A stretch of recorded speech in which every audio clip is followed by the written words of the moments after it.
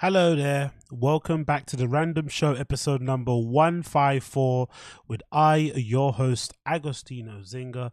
This is Random Show episode number 154 with your host, AgostinhoZinga, and I hope you are doing well on this lovely day. I really do hope you're doing well, whatever it is that you may be doing. If you're working and you have me on the background, big up you.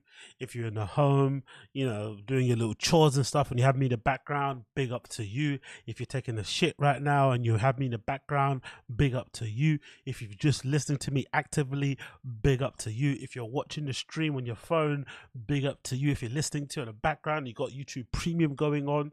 First of all, you got that good money, and big up to you. And if you're just here on YouTube jacking off while you listen to me, big up to you. Everybody, well done, welcome, thank you, appreciated. Hope you are well wherever it is you may be. How am I? I'm feeling good. I'm feeling kind. 3 hours ago I was in the gym getting my flipping pump on. You feel me, right? Getting my flipping pump on in the gym. I'm feeling good. I'm feeling strong. Most likely when I finish this, I'm going to go out for another run and then go to sleep and then wake up again for work. Like, it's going to be a bit of a crazy day for me, but we're going to get it done. So today's stream will probably be about 2 hours or something, right? So we'll probably aim for the 2 hour mark, maybe 2.5 hours in terms of stream wise. And then we're going to go back to living our lives and doing what needs to be done. But many things to talk about, many things to get into. Don't want to waste any more of your time, so let's get right on into it. Okay, let's get into it. So first things first. First thing is first though. I've been rechecking some clips, right? The clips mainly from the Skankfest TFAT thing, and I'm gonna actually go over a few things that I forgot I didn't mention before. Maybe in my original reaction I put it up there, but I don't feel bothered to put that reaction up there. So I'm just gonna talk about it again because why not? It's fun. So, TFAT went to Skankfest. They did their own Fire and the Kid show on there and invited Legion of Skanks on as a guest. And it was a very interesting conversation because a lot was said, and you could read between the lines of a lot of things. But I thought I would just pour over three particular clips that I think were of interest that I'm going to speak to you now, right? Because I honestly do think these kind of display some of the things that make Brendan so easy and fun to laugh at. And just in general, I think these are good things to kind of keep an eye on and to witness so that you can avoid doing them in your own life. I think as much as I enjoy laughing at certain people online, I also have my own life and I also make my own content and whatever it may be. And there's things that I can learn for better or worse from these people who are far more successful than me on paper that I can apply to my own stuff that I do. And I think in your own life, you can also apply some of these things to your personality and to the way you react to certain things so that you can avoid some of the pitfalls that these guys always get themselves involved in. Number one thing I want to speak about in general is Brendanschaub's arrogance. Arrogance in terms of early on in his career, for some reason, again, this is a really strange thing because I remember he spoke about this before. I think he spoke about this in an episode of The Fire and the Kid. He mentioned on The Fire and the Kid once, right, that he was advised by Brian Callen, by Joe Rogan, and by somebody else, I forgot who was close to him at the time, not to take the Showtime deal. Do you know that? That's the law. The law is Brian Callen and Joe Rogan told Brendan, don't take the Showtime deal.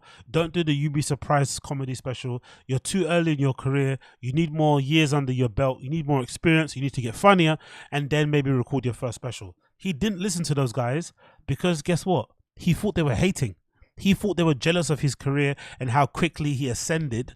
That's why they were telling him not to do it. Like they secretly wanted a special themselves. That's how crazy arrogant he was back then. So I'm going to play a clip here from the Skankfest video that kind of speaks about, that kind of highlights a little bit of that. And then we're obviously going to react to some of the things that he's saying in real time.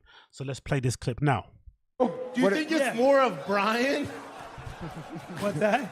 Well, I say that only because, look, there's like a zillion things. Like, you're a former fighter. You came in with a name to comedy, so you got fast-tracked. Yep. In so many ways and put in the public eye. And then people sit behind keyboards, and again, you're the guy in their mind who, bullies fucks their... Yeah, fucks their... So there's, again, I hate this mischaracterization, in my personal opinion. This mischaracterization of people like myself and others who laugh and point at Brendan for being unfunny and for being a bit of a douchebag. It's really insulting to our intelligence to say that people out there are just jealous of him because he fucks girls, or he could have fucked your girl or my girl, and he looks like somebody that could have bullied you in school. It's such an oversimplification of the problem. I think part of the problem is this, and I think it's probably a little bit of a parasocial relationship involved in there also. There's a little bit of tism involved in there also, because, you know, we're way too invested in this stuff, as am I. But in my defense, this is my reality TV, right? I'm never going to be shamed out of watching this stuff. If you guys can sit there and watch My 500 Pound Life, 90 Day Fiance, I don't take piss at anybody. I don't TV shame anyone. People watch 90 Day Fiance, My 500 Pound Life, Love After Dark, that one with the people who were legitimately redacted. I forgot which one, what that was called. It was a show about people that had Down syndrome. I think Love on the Spectrum or something. Like shows that you probably shouldn't be spending your free time watching. There was that show about the little people that people were watching for a bit too. Do you remember that show? It following all these women that were like born with dwarfism and stuff, and it was following them and their relationship and stuff, like stuff that I would never spend my free time watching. Cool. I don't watch that. My version of this is following the stuff connected with the Bappaverse and stuff connected with the JRE verse. So you're never going to shame me out of covering this stuff because it's fucking funny. I don't give a fuck what anyone says. I find it hilarious. But I think we have ourselves to blame. We have ourselves to blame. And we also have to blame these comedians, because for the longest time, when I don't know about you guys, maybe you guys are different. I never knew anything about stand-up comedy before I listened to comedy-based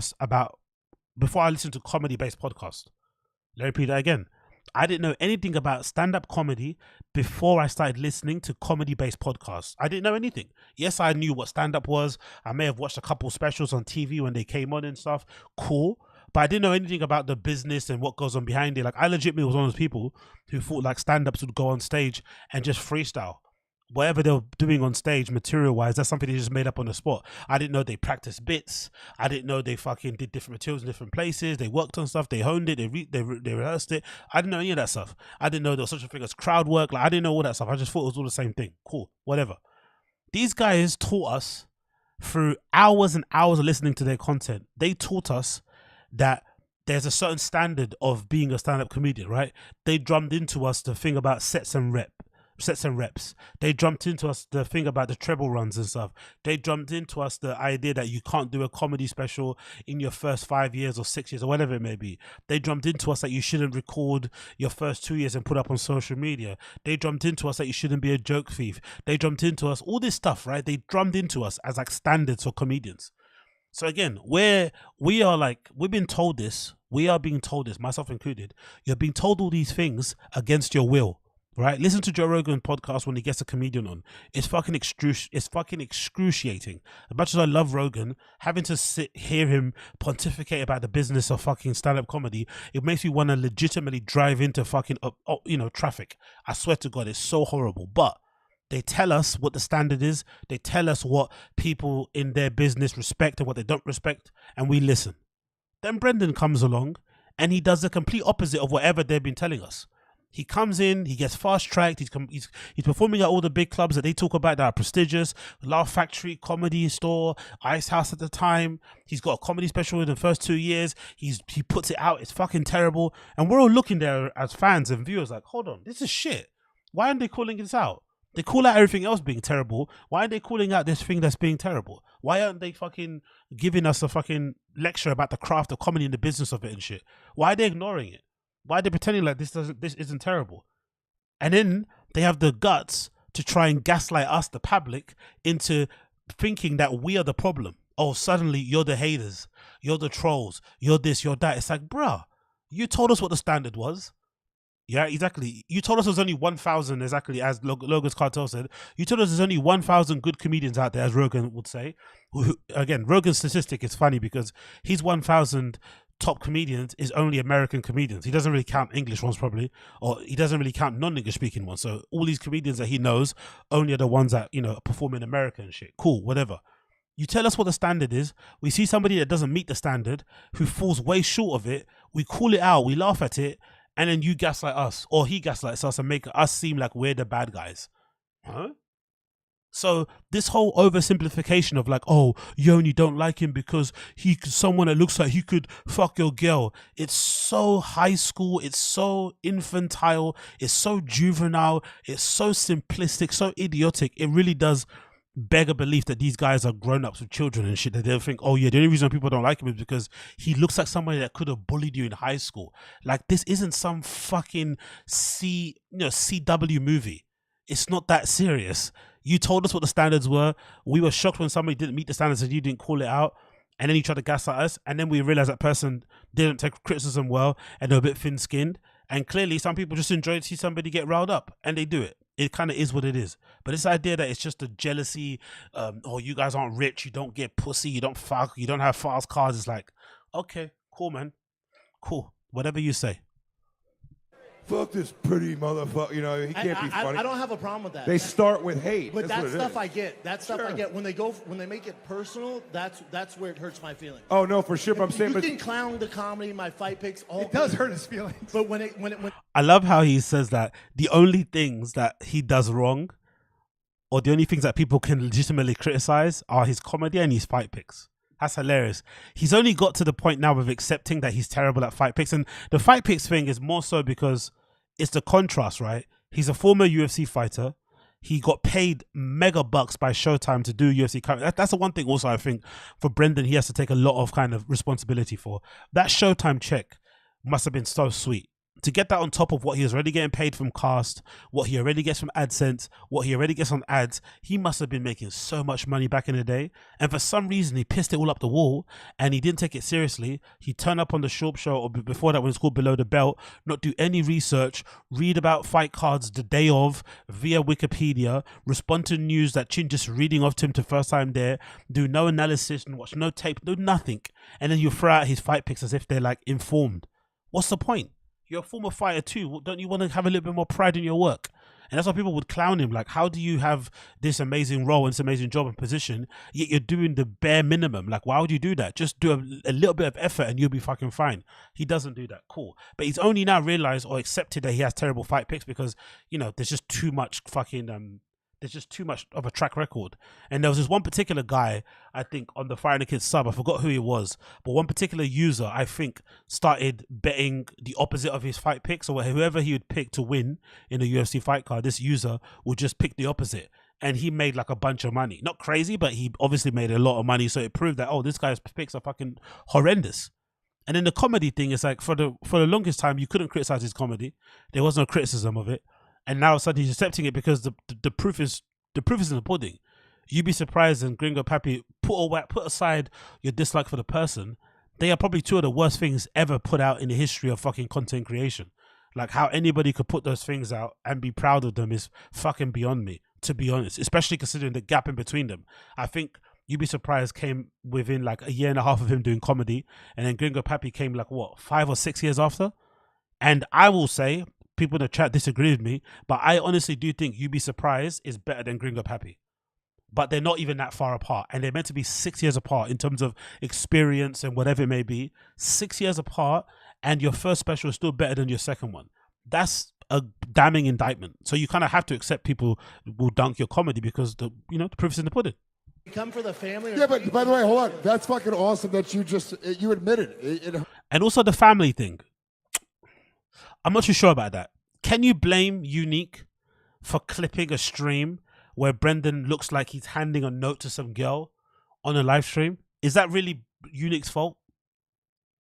The BGL stuff is maybe where it crosses the line, right? As much as I like BGL and I think he deserves his money, BGL should get his money. I really do hope and pray that he does, because I've been in his position before too many times than I would like because of other places I worked at and because of my fucking tendency to work for startups. Like, it's a fucking, it's a poison chalice, isn't it? It really is. Like, startups for the most part allow you with less experience to get a job, right? Usually startups would kind of get people like myself who have like really spotty experience. Like, I don't really have a good work CV because I don't really stay in places too long enough to really build up any kind of, leeway and stuff and experience or whatever it may be. So because I've got a spotty CV and because I jump around a lot, startups are a good place to go because they usually hire anybody that's got a bit of, a little bit of fucking drive, a little bit of common sense, whatever. They're going to hire you. But then the other flip side of it is that startups aren't corporations. They are run by regular people like me and you, right? They're not like big corporations that have been around for like hundreds of years and shit. So they could go under in any moment. So those times where they go under, sometimes your pay's at risk. So I've been in BGL's position, so I hope he gets his money. But the BGL stuff, you could argue, went too far, right? Him releasing the baddies and addies, or the addies and baddies fucking texts, releasing the did he release DMs? No, he released details about what happened. I think he posted a message about some girl who said that Brendan hit her up or something. I don't know, whatever. All that stuff's a bit too far. But can you really blame Unique if he clips a live stream, a public live stream that featured Brendan, DC, Mike Tyson, doing some live stream for the Super Bowl? Can you really blame Unique for clipping a stream that's already available on YouTube that shows Brendan in the background handing some girl a note? That's not him getting personal. That's you being dumb. That's you being reckless. Really and truly. Let's be fair. Your feelings. Yeah. And it does hurt our feelings, you assholes. Yeah. We read the comments. It's gonna be a group hug. You guys line up and he's gonna hug everybody. I cry He'll stand like this with his arms to his side. You guys get to hug him. I think here's the thing. Comedy fans in general are fucking nerds, right? Most comedy fans, I'm a comedy fan, dude. We didn't have an easy path. I think the perception on you is that you've had an easy path. You're a good-looking dude. You're in. Exactly. There we go. He missed it. The perception on him, he's had an easy path, and he's got a soft, and he's been treated with kid gloves by other comedians when they rip other people. Like, imagine the Carlos Mencia thing is a bad example, because I think Carlos Mencia is a very unlikable person. Aside from the jokes, when you hear him talk about his past experience and how he got kind of kicked out of comedy, you can tell he's not the easiest person to like, Carlos Mencia, right? Bad example. But look at how they rallied around getting Carlos Mencia out of here. Clearly they do that. They can do that if somebody's not a likable guy. So somebody is maybe a likable, because that's the thing Brendan's very clever at. He's likable enough to the people that matter in comedy. Like, he does that. I think maybe you guys have seen it before, and even in your workplace, there's people that you work with who are on your level that you hate them, you don't like them, but then they're really friendly with the fucking higher ups of the management. They've got that kind of personality. Do you know what I mean? They go out of their way to be cunts to people below them, but then the people above them who can do something for them, they're fucking sucking them off and shit. That's the kind of thing that he does, which is really clever, actually, to be fair, because it's made him be like a little bit untouchable, because he's friends with Rogan, he sucks up to all the right people, so they always go to this defense. Oh yeah, you're a good looking guy, that's why people don't like you. It's like, not really though, innit? Like, we only know you through the content that you put on social media or the content you put online, and from what we see online, just an observation, you don't seem like the nicest guy. It doesn't matter. It doesn't really care. We do not matter, really and truly. But that's all it is, really. It isn't really deeper than that. You're an athlete, and then you got into comedy, and you sort of had it kind of easy. Yeah, such an easy path. Fist fighting Mirko Krokop. You see Dave Smith doing what Dave Smith does well. Dave Smith knows where his bread is buttered. Dave Smith actually is really good at maintaining his relationship with Joe. I think out of all those guys, he did it the best. When I think there was a period when Luis J. Gomez wasn't on Joe Rogan, because it was pretty clear that Rogan didn't like Luis J. Gomez for a period of time. And now we can see the reason why, which is good anyway, in Brendan's case, is that Joe Rogan's a good friend. He wasn't allowing Luis J. Gomez to come on his show because he knew Luis J. Gomez was getting at Brendan a lot on his show and stuff, throwing out little fucking disses and shit. So Rogan said, okay, you're not on my show anymore because you're insulting my friend. Cool, no problem. But Big J, if I'm not mistaken, he would go on a Rogan show, and from time to time he'd bring up Luis J. Gomez's name. I remember precisely a couple episodes, and Rogan would purposely pretend like he didn't hear it or skip over it. Dave Smith never once brought up Luis J. Gomez's name. He knew Rogan didn't fuck with him, so he didn't mention it. Like, he knows where his bread is buttered, so it's no surprise that he came in there with a save, you know? Just as it was about to get introspective, it's about to get more funny, because I don't believe that they should have went up there and tried to rip into these guys like Fighter and the Kid users on the subreddit there. No, of course not. But just poke a little bit, tease a little bit, get a bit introspective, make some jokes out of it. Don't just keep going on there and just turning it into a suck-off. That's what it was, essentially. Brendan was standing up there with his trousers around his ankle, and these guys were just going, one after the other, sucking him off for 5 seconds in an eternal loop. And while fucking Callan was doing his, I'm a man, big up Red Bar, I'm a man. Like, get over yourself, bro. Yeah. What an Dude, you easy just path. Yeah, So you just guys are skirted doing through open life. mics. Yeah. Football. I had to do open no, mics. no, but- and this guy just fist No, fought no. Mirko Krokop. BRENDANSCHAUB walking through the raindrops again. No, but you're right. But as far as the comedy, like I didn't anticipate any of it. And I wish I was smarter to see it. Because when my agent goes, "Hey, Showtime wants to give a special," I'm like, "Oh my God, I'm gonna be just like them." I didn't realize. And I tried to talk him out of it. You and Rogan. Again, how does that make any sense? So he didn't realize that taking that Showtime deal was a bad thing to do, even though his best friends in comedy, the ones that got him into comedy, Rogan and Callan, told him not to do it. You see how he just lies just so easily. I didn't know that it would be this bad and it would be a bad thing. And I also didn't know, but I didn't know, but then Callan says, no, but we told you not to do it. I love this like victim thing that he's doing because it hasn't turned out well. That's the thing. If his career turned out well, so if his career turned out well, he wouldn't be doing this show and he also wouldn't be saying these things because it hasn't worked out the way he would like. Now all of a sudden, I'm the victim. I should have known this kind of faux sympathy thing, right? Come on, bro.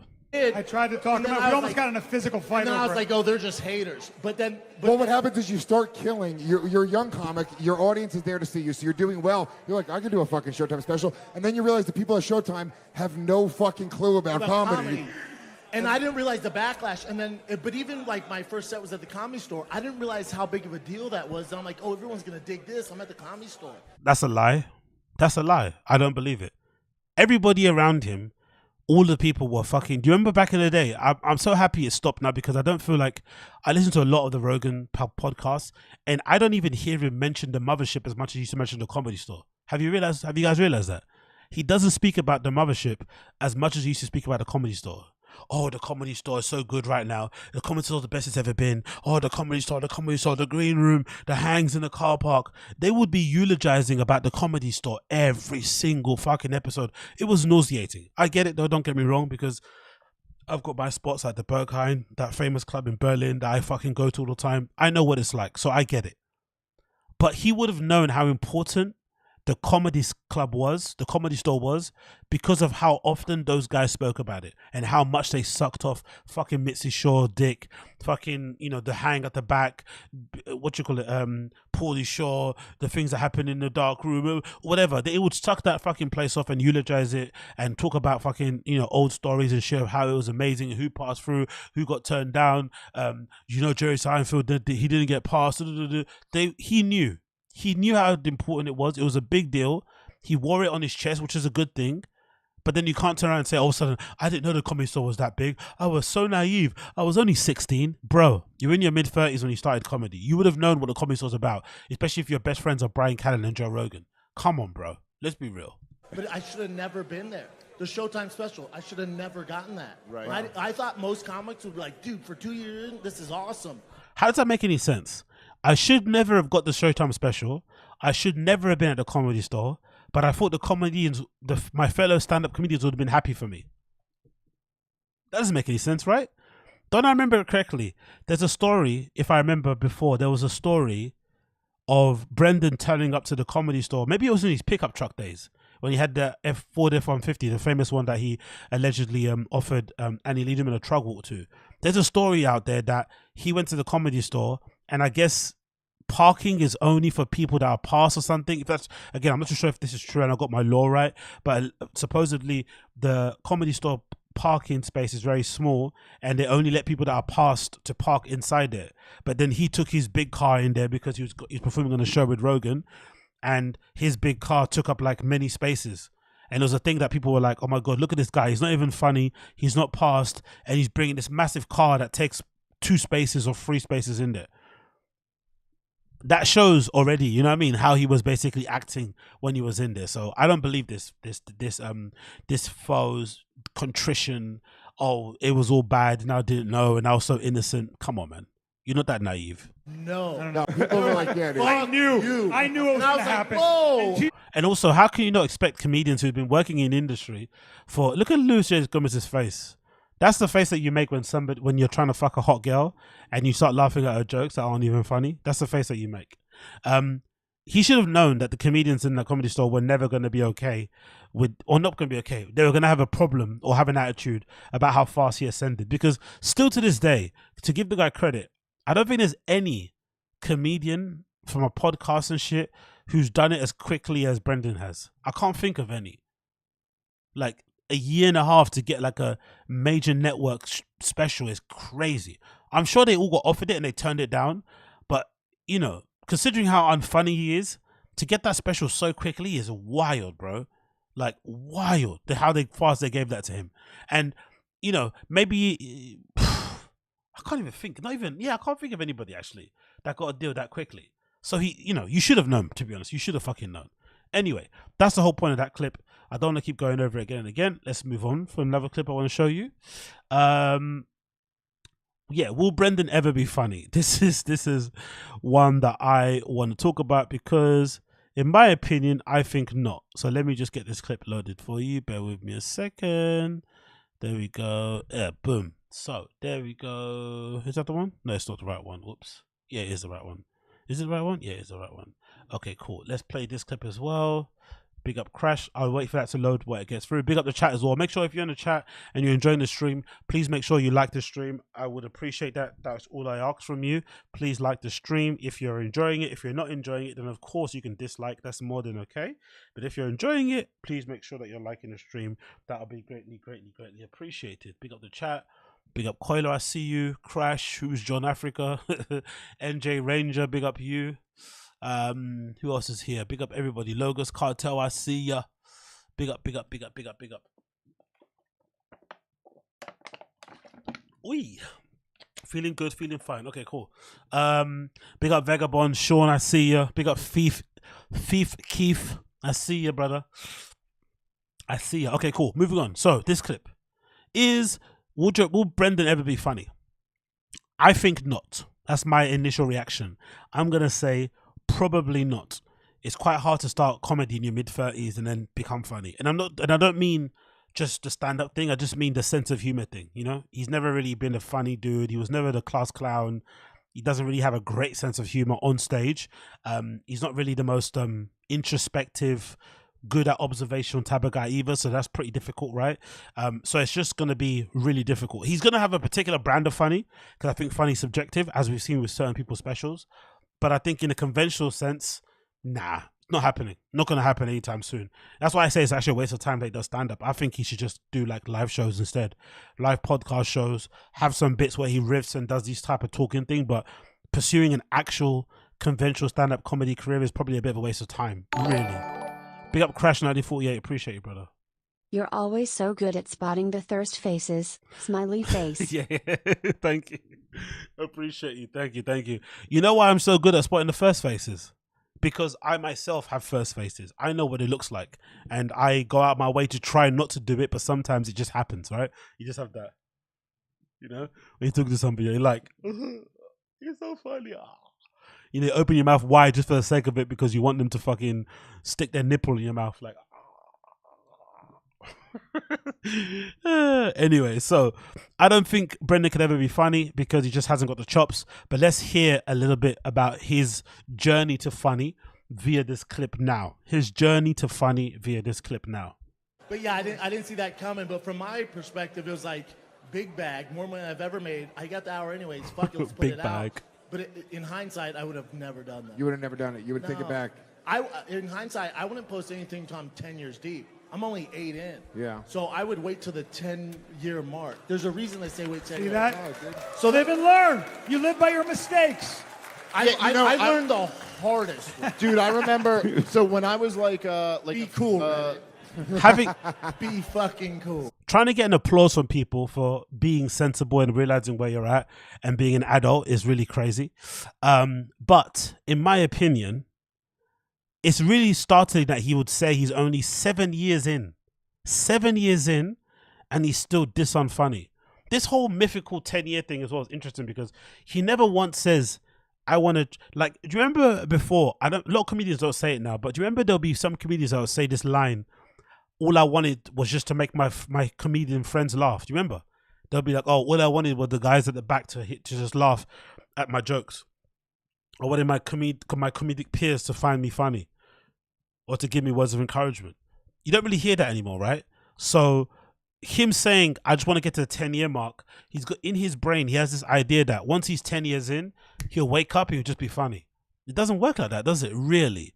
Like, I kind of see funny the same way that I see like striking and grappling in the UFC.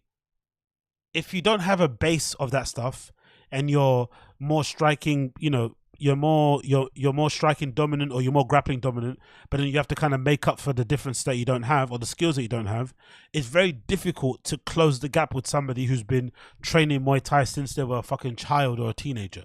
It's almost impossible. It's sort of like the Deontay Wilder thing, they say, right? He's always had this God-given gift of like having power in his hands so he can put your lights out. But is he ever going to develop to be an actual high-level boxer? Probably not. He will improve his skills.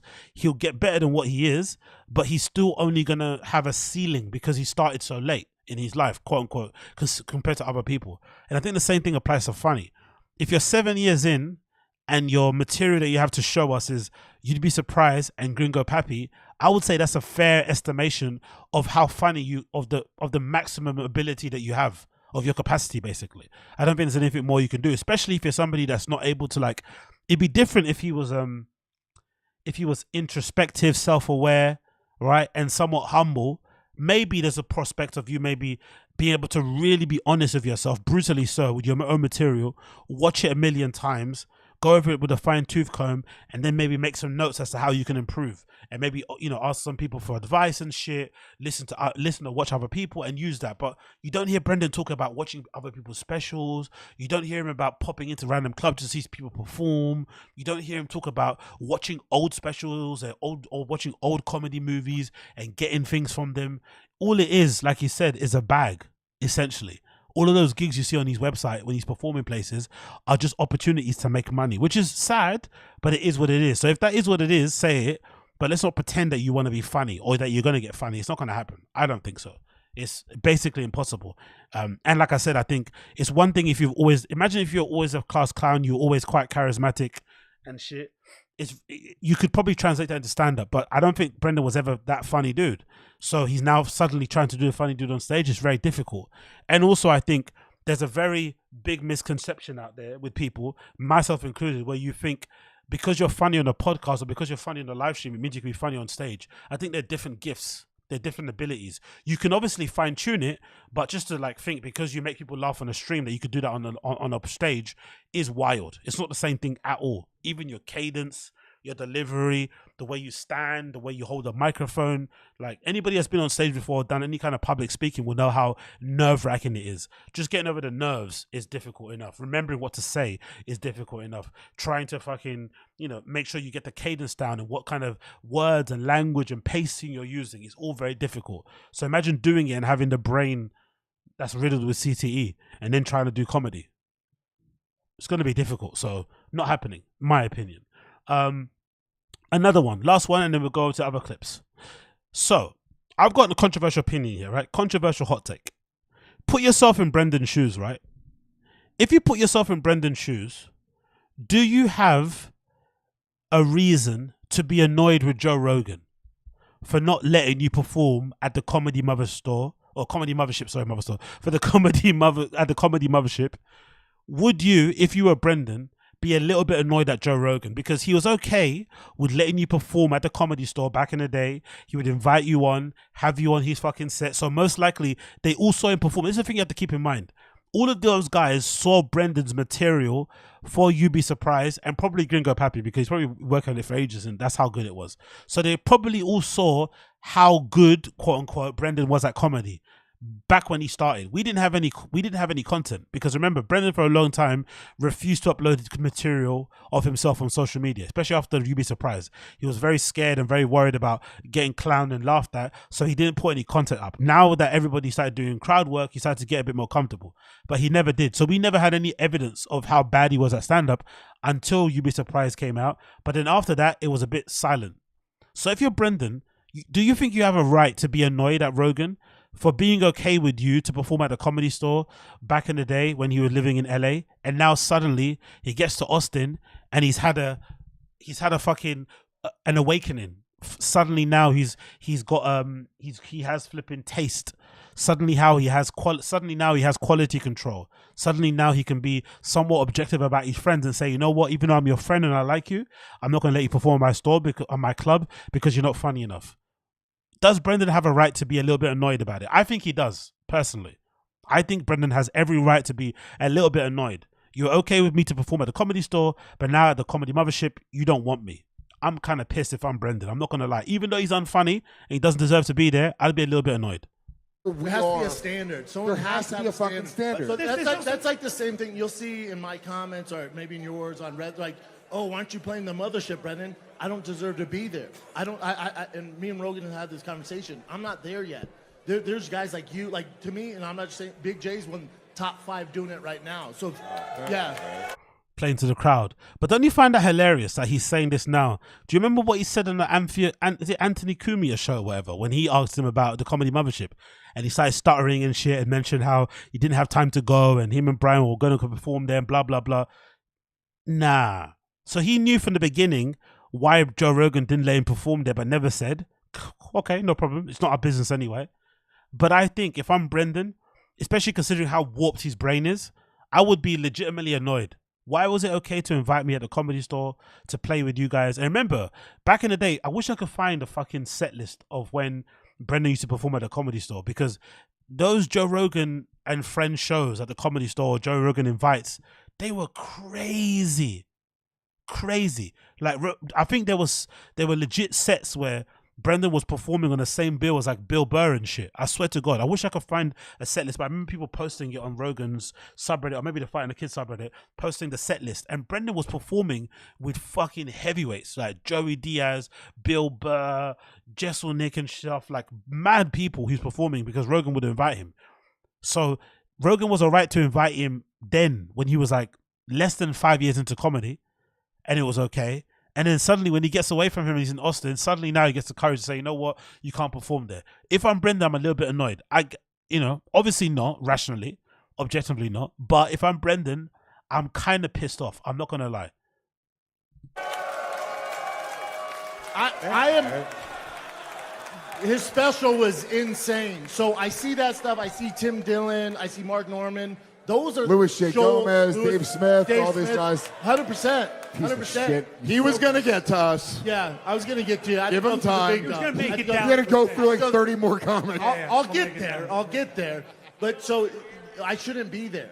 I don't want to go there and get backlash. Like, I want, when they invite me to be a headliner, I'll know it's my time. All right, I don't want to recreate the Comedy Store for me.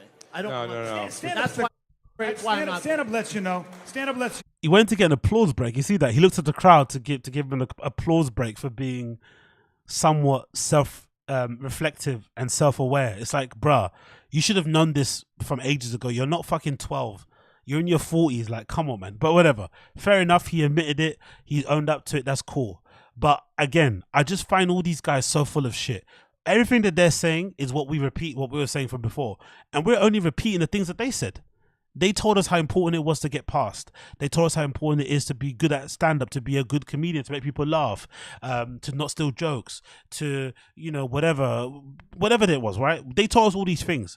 They gave us all these checklists of things that people should do to be rated as a stand-up comedian. Then we see somebody like Brendan come in who does the complete opposite of everything, and we're meant to just like pretend we don't see what we're seeing. It's like, come on.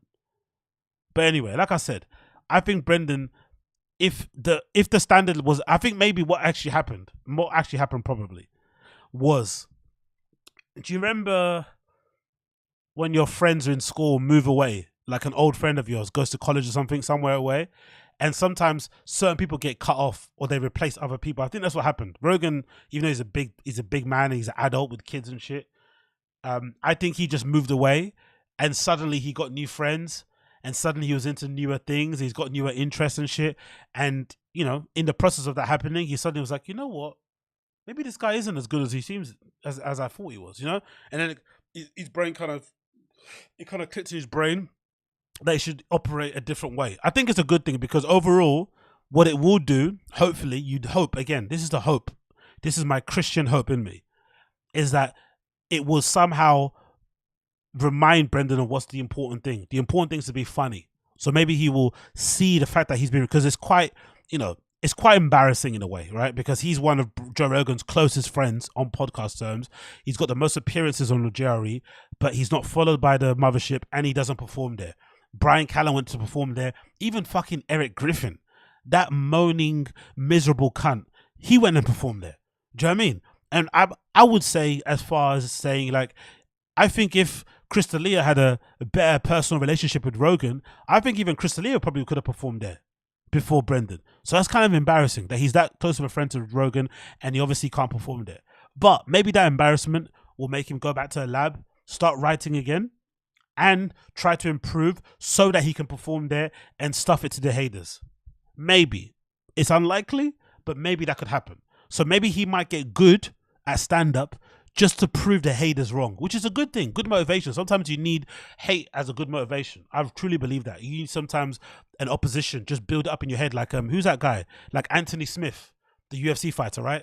Anthony Smith, during that fight, I forgot who it was, with Johnny Walker. He just started screaming at him like, "What do you do to my family?" And Johnny Walker was like, "What? Like, I didn't touch your family." But Anthony Smith has this thing where he kind of plays in his head that the fighter across from the ring, from octagon from him, is like somebody that, you know, came in and fucking raped his wife and, you know, I don't know, tied up his kids and shit.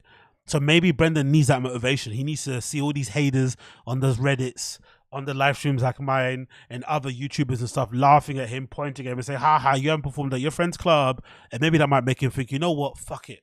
I'm going to write 100 beans cheese jokes and I'm going to get on that chase. I'm going to get on that fucking stage, one way or the other. I'm going to write 1,000 bean cheese jokes and you're going to see me there. So maybe he's going to do that. Who knows? Who fucking knows? Moving on. I don't know if we spoke about this already, but I was going to mention it just again because I just saw it mentioned before. Brendan is like, he must have the, what's that thing people say when you have like the luck of the Irish on his side, isn't it? Because this headline is wild. I think we spoke about it before. I think so. But if we haven't, if we did, I'm going to go over it quickly. And if we haven't, then this is new news to you. But look at that headline. Podcast One. Hey, big up Austin Casey. Appreciate it, brother. I think you're right, Ago. Rogan was in an echo chamber in LA. Seems like he started hanging with non-comics more like Cam Haines when he moved and he got a bit of perspective. Yep, exactly. And you know what? It's if I was Brendan, would I have taken the Showtime deal? I wouldn't have taken it. I wouldn't have taken it. Even though the Showtime deal, I think if I'm looking in Brendan's eyes, like, think about it this way. He's failed at everything before he started doing podcasting, right? He went to be an NFL player that didn't work out. He went to be a UFC champion that didn't work out. So having those two big failures and two of the things that you really put your whole personality around, it's a big deal. It can really hurt your confidence. It can really fuck you over. Like, I'm already having a bit of a personality crisis, midlife crisis, because I've realized that maybe I'm not the raver, you know, fucking drug addict guy that I thought I was, right? I'm a bit boring now. I like being at home. I get tired when I go to the club. I leave the club always super early. I can't handle the drugs and the drinking as much as I used to before. So I'm having a crisis of confidence. So I can only imagine what it must have been like if you're Brendan and you spent all your life trying to become an NFL player. Your friends become NFL players, but you don't. Then you try to become a UFC champion when it's probably the easiest time to do it, and you don't either, right? So I can understand how fucked up that can be for your head. I get it. I understand it completely. I really, really do understand how that can fuck with your head. I get it. But I don't think I would have taken that Showtime deal because of how early it came. It's just a year and a half is too much. If they would approach me at a 5-year mark, maybe I would be tempted. But a year and a half, like, what do you have to say in a year and a half? You've only been, it's like it's like writing an autobiography. You know, do you remember back in the day? They don't do it anymore. But I think, do you guys remember when Jake Paul and Logan Paul first came around? I'm pretty sure Jake Paul, the younger one, has an autobiography. Do you remember that used to be like a big trend? When somebody big on social media pops, a book publishing company would offer them a deal and they'd write an autobiography quickly, like within the first year of them making it. And some of these people were like, you know, in their teenage years, mid-20s, in their 30s, they have nothing to talk about really. They haven't lived much of a life. So it was never really good. So if I'm him, I would have maybe waited at least a 5-year mark. But I also understand from his point of view, he's failed at everything. And then suddenly Showtime is offering him millions. And also, to be fair to Brendan, how it was really tempting as well and hard to resist and turn down. If I'm not mistaken, the Showtime deal was connected to the MMA stuff. So he was going to be the first marquee lead guy with Showtime's venture into mixed martial arts. So before that, they were mostly boxing, but they were trying to get into mixed martial arts, other bits of combat sports, and they thought Brendan was going to be their guy to sort of like lead the charge, right? He was going to be, for lack of a better term, their Stephen A. Smith, right? Their really popular marquee lead guy. Obviously, it didn't work out because he can't read on teleprompter. He has a fucking CTE riddled brain, you know, mush-mouthed, doesn't really like to do research, does the bare minimum, so it didn't work out the way they wanted it. But it's pretty hard to tell somebody who's failed at everything, they get offered millions by Showtime, which is validation, it's money, industry connections, and they give you a fucking MMA deal. It's hard to turn that down. It's really difficult. It's really difficult. Like money like that, like millions. And to be fair, like that Showtime deal gave him the life that he's got now, right? That Showtime deal gave him the, you know, podcast boost, probably gave him the podcast ad sponsorships, validated him in certain places, allowed him to have the contacts that he has now in the media, with the UFC fight, all this stuff. All that stuff stemmed from that one deal. So even though it was a poison chalice and it really was a negative net, you know, for his career, I think it's hard to tell somebody. It's like what I say about, or what I've always thought about musicians that get into 360 deals. I've always thought the internet is very unfair to artists that sign 360 deals. The deals where basically the record label gives you an amount of money up front, usually as a small loan, but then they own everything else. So they give you the loan to make the album, but then they own most of the fucking royalties for the albums you sell and the merch. It's a crazy deal, and usually it's a really long amount of years that you're locked into it. But I would always say I have sympathy for artists who take 360 deals, because imagine you've been uploading music on SoundCloud and you've been getting one listen. You go on live stream doing your DJ mix or doing your singing and your rapping, and 2 people are watching you. You get sometimes 0 plays on your mixtape. No one gives a fuck about you, right? You're on the verge of quitting. Then a label comes and says, hey, here's $10,000 and we're going to own everything that you have for the next 10 years. How are you not going to take that? When have you ever seen $10,000? You've never even had 1,000 in your fucking bank account from music.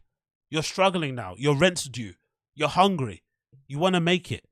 I understand why people take it, because they're desperate and they're hungry at that point. So I think Brendan at that stage, how everything has failed, and to be fair to Brendan too, he's always wanted to be a celebrity and be famous and drive fast cars and live in a big house and have designer babies. That was an opportunity to get all those things. So I don't really blame him in some respects, but if I was him, I really wouldn't have taken it so early, because it's impossible. 1.5 years to be good at stand-up comedy and put out a special. Even try and watch Dave Chappelle's early comedy specials when he's young, when he's a teenager. He's super, super skinny. I think there's one where he's wearing like a brown outfit. It's not that good.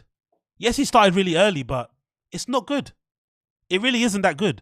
Watch Dave Chappelle's early stand-up specials. It's not that great. So I think it's really difficult to be good at anything like that really early on and kind of, you know, use it to your advantage. But again, what do I know? Moving on. So Brendan got the fucking bag. He has the fucking luck of the Irish on his side. And this is another example as to sometimes in life, I don't know about you guys if it's different, but I've always been the person, I've always, as Brendan will say, always been the kind of person that always gets things the hard way. Things never come to me the easy way. I rarely, if ever, I'm walking down the street and I kick someone's wallet and $100 falls out of it. I rarely, if ever, win competitions. I rarely, if ever, get even, you know, sometimes at work, I never even get fucking employee of the month awards or shit. I never get recognized for my achievements at the end of year awards at work. Nothing. Zero.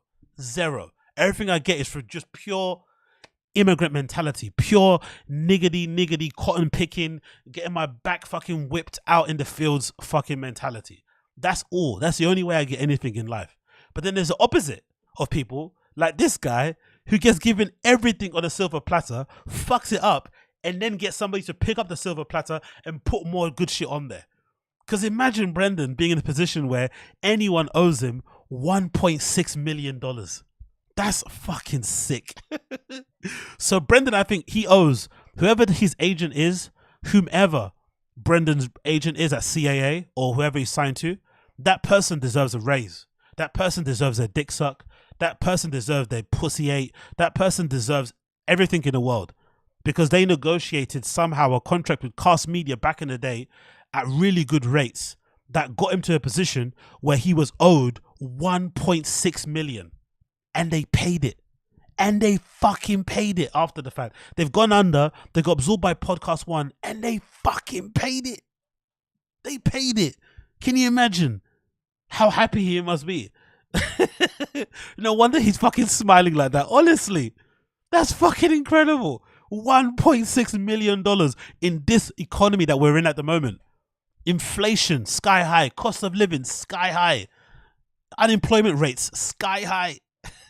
Podcasting networks flopping all over the place. Every podcast platform is struggling. Spotify are probably not going to re-sign fucking Rogan. Rogan's the #1 guy, and they're probably not going to re-sign him. And Brendan got $1.6 million just before Christmas. Fucking props. Fucking props. Just before Christmas, he got $1.6 million. Don't hate the play, hate the game. And I think the older you get, the more you realize this is just a fact, right? Some people just have luck. Like I said, everything in my life has come hard. Like, you know, I do come hard too, but everything in my life has come hard. It really has. Nothing in my life has come easy. Even this fucking channel. You can go back to some previous live streams where I've had fucking 10 viewers. You could go back to some previous pods where I've had fucking 1 listener, right? Nothing in my life has ever come easy. But there's always fucking interesting, the opposite side of things where this guy's just, you know, he's done the bare minimum. He's had, you know, 2 of the best people ever in his career to kind of guide him through with Brian Callen and Rogan. Because I think, you know, anybody that meets Rogan and becomes his friend, you're essentially guaranteed to make it. If you just keep making content, you keep putting yourself out there, it's nearly impossible to lose if you're Rogan's friend, because he's a kingmaker. He meets Rogan just as he's having a, you know, personality and fucking career crisis. Rogan gives him a stamp of approval, and then, phew, despite his lack of fucking, you know, talent in what he does, he still fucking smashes it. So imagine, so fucking incredible. But Podcast One might be one of the most redacted companies in the world. I think they've got a problem. If you've got stocks in Podcast One, I'm praying for you, because this company might also go under, because look at how they got the money, right? So if you're not aware, Brendan was with Cast Media.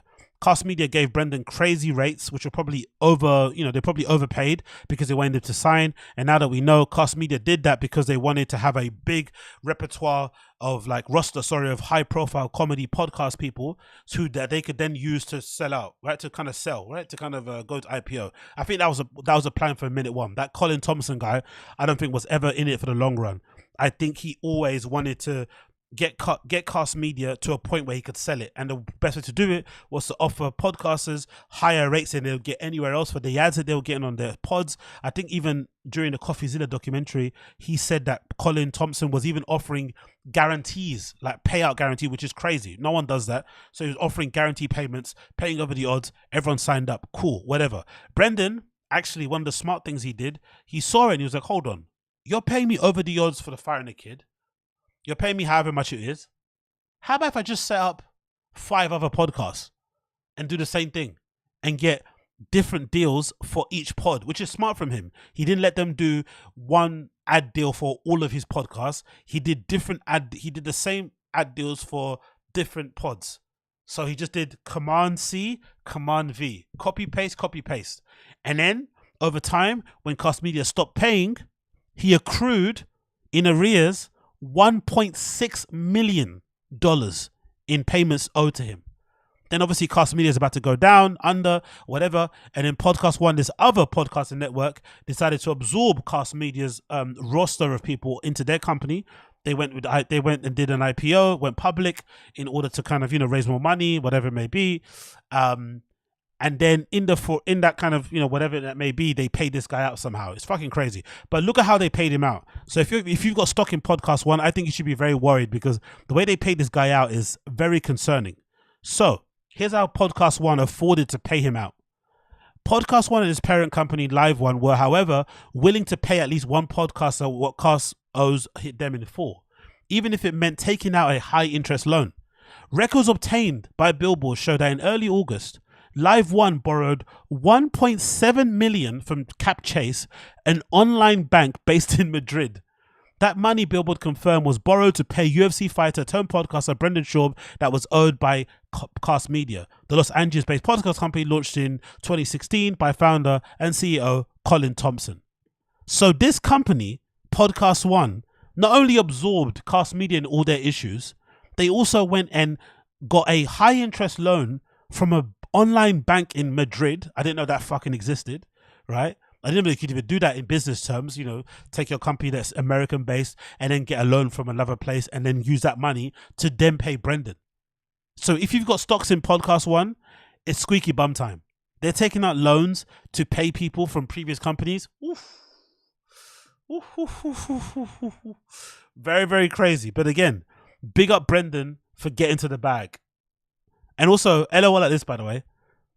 They paid Brendan 1.6 million, but they took out a loan of 1.7 million. Where did that 100,000 go? Do you think they gave Brendan the whole 1.7?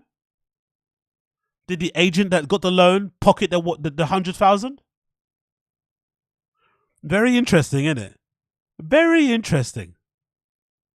1.7. You give him 1.6? Where's 100,000 gone? We don't know. But yeah, big up Brendan. He got to the bag. Sometimes for some people stuff is easy. Sometimes for other people stuff is hard. It's the nature of the beast. It is.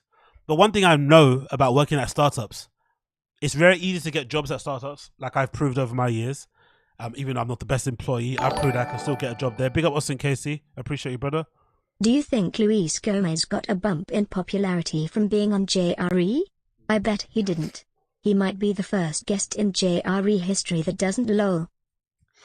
Big up Austin Casey. I appreciate you. No, I don't think Luis Gomez is an interesting one because I don't think he needs Rogan. I think in his head he thinks he does, but he doesn't really. The Legion of Skanks, Gas Digital side of things, Skankfest, Kill Tony, it's his own little thing. It's his own world. He doesn't need the approval of Rogan, really. He obviously wants it for whatever reason, but I think he could do it by himself, doubling down, working harder, trying to become funnier, connect to more people. He doesn't really need Rogan. But I also think Rogan's fans will never really like him because he's not really... How do I describe him? As much as I like Luis J. Gomez on pods, he's not the most likable guy, is he, really? Objectively speaking. Like, it's not his fault. We've all got our personalities. I'm sure some people don't like me and how I talk about certain things, but he's not really likable. And I really would imagine a lot of the Rogan fans would like him. He's not super insightful. He's not very funny. Like, if you had to choose out of Dave Smith, Big J, or Lewis as one person to listen to from that side of things, or, you know what I mean? You wouldn't listen to Luis J. Gomez. You'll be the first person you'd go for. I know I wouldn't anyway. So I don't know. Maybe I'm being correct on it, but I don't think he needs Rogan personally. I don't think he needs him. But again, I think he thinks he does, but I don't think he does. But hey, what do I know? Moving on, CNBC. So, do you think you guys are right? I'm not too sure what to think still. I'm a bit on the fence. Do you guys think the podcasting bubble is starting to pop now, or has already popped? Because according to CNBC, Amazon has shut down AMP. I don't know if you guys know what AMP is, AMP. It was their live radio station type of platform thing. They had this separate app.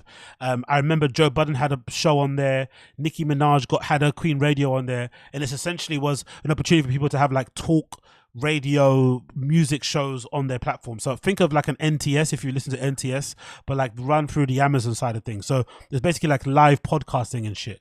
And now that service has been shut down, I think after like a year and a half or something. So it hasn't been that long and they've really shut down. And they made a big push within the hip hop urban community. They signed up a lot of podcasts. I think even NBA Youngboy. I think NBA Youngboy had a show on AMP as well, if I'm not mistaken. If any of you guys are fans of Top or fans of NBA, you'll know that I think NBA Youngboy had his own show on there too. So they were signing loads of urban hip hoppy type people. And now it's shut down. So here's the story, courtesy of CNBC. It says Amazon is shutting down its live audio service called AMP. The company confirmed AMP allows users to host their own live show where callers can join and request to speak.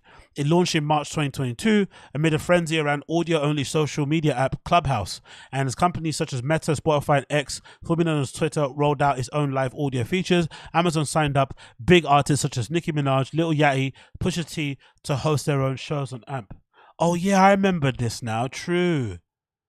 That's interesting, isn't it? I wonder how Clubhouse is still surviving. Considering Twitter Spaces is around, and considering YouTube is still doing what it's doing, I guess Clubhouse is like the voice version of like Snapchat, right? Snapchat is still around, even though there's those social media apps out there killing it. So maybe it's the same thing. But it's interesting how Clubhouse is still surviving, still thriving, even though they've got so much fucking competition out there.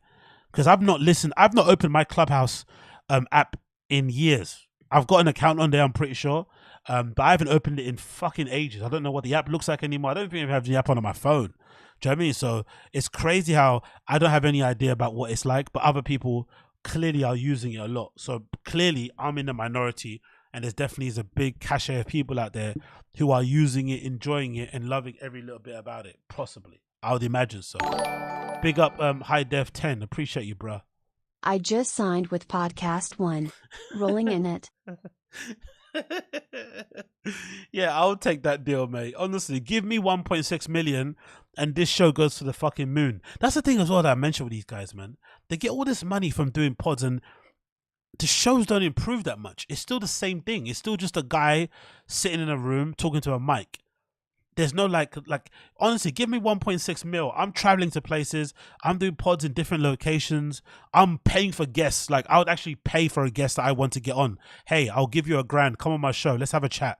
Like whatever. Do you know what I mean? Making it actually good, improving the cameras and shit. Like actually improving the show, but they don't. It's the same thing, which I understand, isn't it? Like if someone's going to give 1.6 million to do the same thing, fair enough. But they don't even try to make it fun. Nothing. Do you know what I mean? Like, has TPK made a single vlog? Anyway, moving on. So, we've made a difficult decision to close AMP. Amazon spokesperson said in a statement. We learned a lot about how live music communities interact with in the process, which we are bringing to bear as we build a new fan experience and scale on Amazon Music. Oh, okay. So maybe we're jumping the gun. Maybe Amazon AMP was never meant to be a podcast thing. It was meant to be a Clubhouse thing. And maybe they're going to launch full scale their podcast thing, but it's going to be under the banner of Amazon Music or whatever. It's going to be another thing they're going to do. And now they've got all the data, right? That they've learned from the time at AMP. They're going to use that to inform the next decision. Maybe. Who knows? But still, I wonder if this is an indication of what's happening with podcasts in general. And then another one, we got an article here. Where is it? Yeah, this one, courtesy of Mashable. It says Stitcher. Do you guys remember Stitcher? Stitcher, one of the oldest podcasting apps, is shutting down, which is a big deal because in my space of listening to pods, my particular one that I like, New Warrior Moore, the two guys who left Joe Budden's podcast, they actually got a big deal from Stitcher. That was the big thing that was kind of like news when they got the deal because, you know, Joe Budden never really got the big $1 million deal. Then these guys leave and they left and they got, I think, a $10 million deal from Stitcher.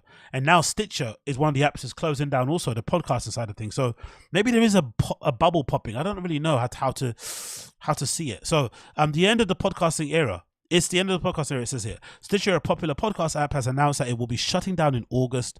The podcast platform, which officially will close in August 29th, just over 15 years after it first launched. The company was founded in 2008 and was one of the earliest podcast player platforms launched specifically for podcast listeners. Stitcher was subsequently acquired by Deezer, Midroll Media over the years before SiriusXM bought the company for $325 million in 2020. Sirius is an interesting thing because if I'm not mistaken, doesn't Sirius in America have a deal with some car company? That's a very interesting deal that they made, isn't it? So all the cars they sell, I think, have a built-in Sirius player or something. Am I right? I think I remember reading that. There's some car manufacturer that has a Sirius deal. Who is that? Do you guys remember what I'm talking about? Does that make sense? Because I'm surprised Sirius is even still around. but I guess radio in some places is still super, super popular. In a note posted in a newly added Stitcher farewell on its website, Stitcher explains why the app is shutting down. SiriusXM, the owner Stitcher, is focused on incorporating podcasts into its flagship SiriusXM subscription business, and subscribers can listen to a podcast with a SiriusXM app. So yeah, almost all of the people are saying, okay, cool. So, I don't know. I'm not really sure if I believe the whole podcasting bubble thing has popped. I just think there was too many. I think someone mentioned in the chat, oversaturation. There definitely is podcast fatigue. The ones that were not good are the ones that are failing. I don't think I've heard of any app or platform that was good that's failed. All the ones that are good are still getting high numbers. All the platforms that people still use are still getting good listenership. Like, for instance, my podcast, the AgostinhoZinga Show, and this one I uploaded on the audio platforms, the two main platforms that people listening to them from are Apple and Spotify. So clearly the listeners are there. It's just a shame that the apps themselves are failing, and obviously the podcasters who just came in it for a bag are not getting it. But I can't be mad at them. It's similar to the NFT thing, innit? And crypto. Like, getting while it's hot, make your money, and then duck, but it's not going to last forever. So it kind of is what it is. It kind of is what it is. Moving on, let's talk about... I don't care about that. Let's talk about the other videos. So we need to talk about the video. So let's talk about this one first, the Rhonda Patrick one. So I'm confused. Why do you guys over there in the States still have such a weird time to just accept the realities of COVID, or the truth that, you know, it was maybe overblown by some governments around the world? Some people did maybe use it as an opportunity to exert control on certain people and whatever it may be. But by and large, it was a real threat. Real people did die. The vaccine has been more of a benefit than a hindrance. And we're in a far better place now because of the vaccine than we would be without it. Like, it's okay. I think early on, some of the stuff around people being upset about people using alternative medicine and shit was insane. Facebook banning you or blocking you or deleting your shit if you didn't, you know, echo the things that people were saying from the, whatever was it? Is it the World Health Organization and shit? That was insane. But I think overall, you know, for better or worse, the vaccine was probably still a good thing. And we've kind of got over the worst of it. Most likely, I think so, right? But again, what do I know? But I find this perspective from Rhonda Patrick to be very odd. She was on a podcast with I forgot his name, the guy that runs a lot and shit, and she explained her updated viewpoint on COVID and shit and the vaccine. Very weird position to have. I wonder if she's saying this because she wants to get back on Rogan, so she's trying to sit the fence, but she's also saying something without saying something. I'm not really too sure. Let's just watch what she says. Going back to the COVID vaccine, since you brought it up, my opinion, like, on the vaccine itself has evolved over time. It's changed, and I think the last time I spoke out about this publicly was during the Delta wave. So this was before Omicron. This was like September of 2021. Yeah. So a few years ago. Yes.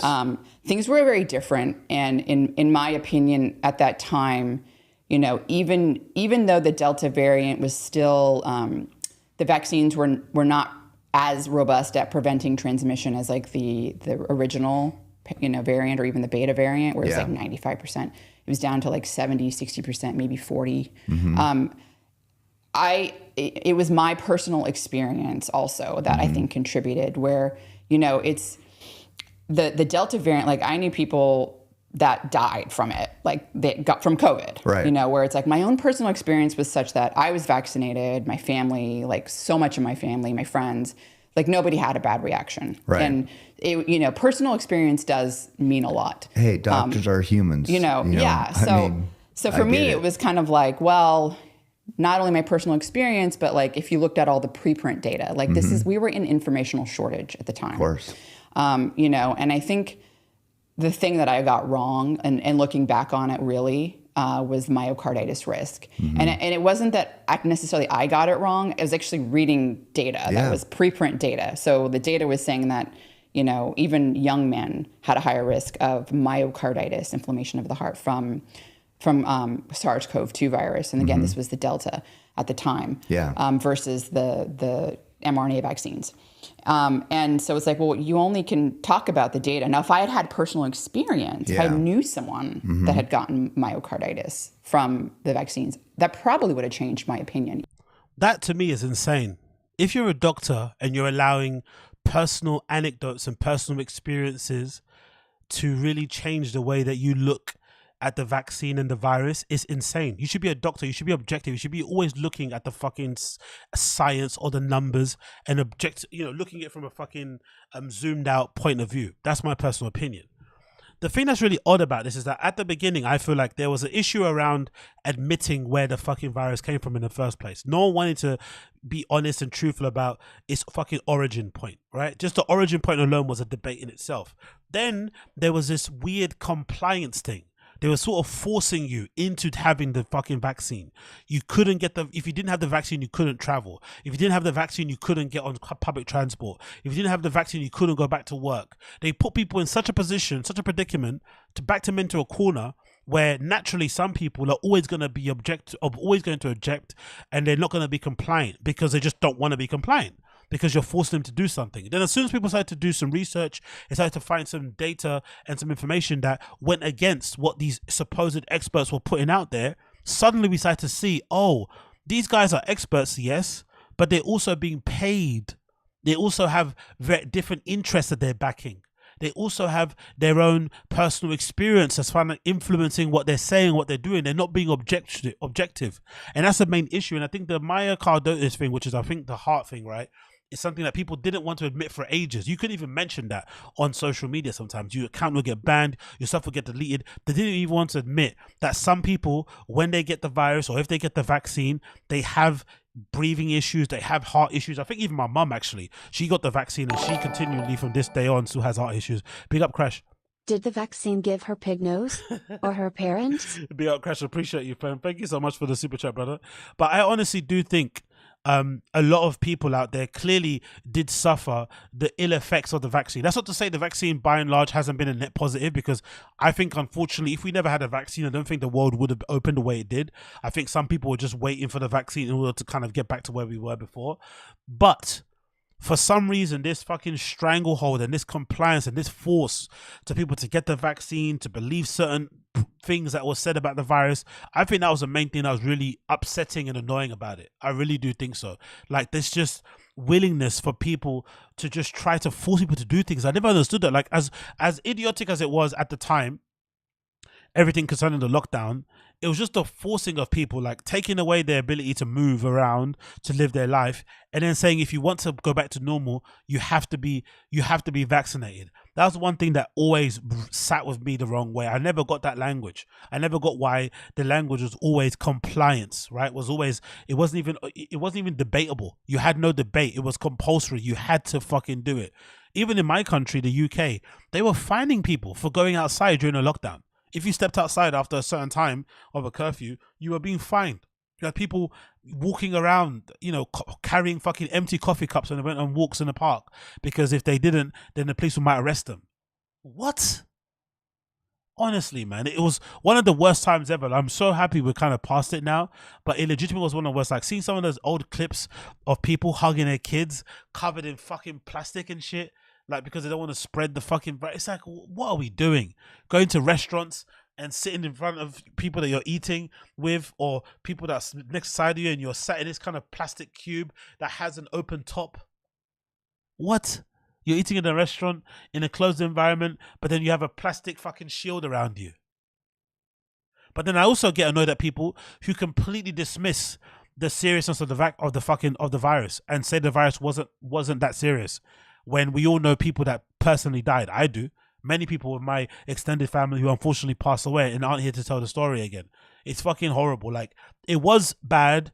It obviously maybe wasn't as bad as the government was making it out to be. The vaccine wasn't a fucking one-size-fits-all cure for everybody. Some people did get negative side effects from it, and we just have to move on and learn from it, personally. But I just think that fucking compliance thing, it drove me insane. Bro, we had vaccine passports. You had to show a fucking card if you went to travel certain places. A vaccine fucking passport. Oh no, it was on your phone actually. You had a little QR code thing on your phone. And then you'd show that, and then people would say, okay, cool, you can travel now. That sounds a little bit similar to someone that I know. That sounds a little bit similar to those camps. Passports, identification. You go here, you go there. But anyway, what do I know? What do I know? Okay? What do I know? Okay, so moving on from that one, let's also talk about this. Yeah, talk about this quickly. So, let's talk about this.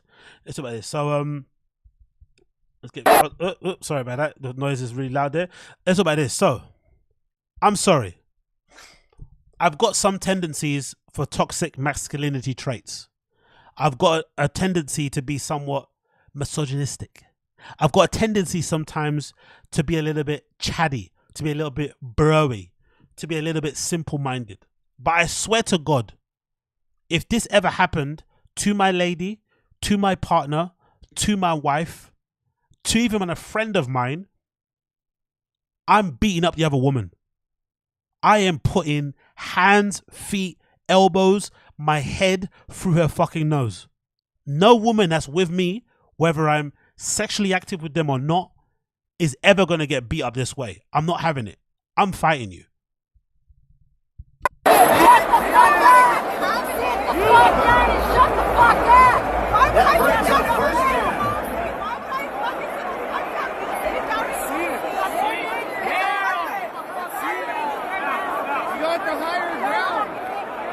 He out.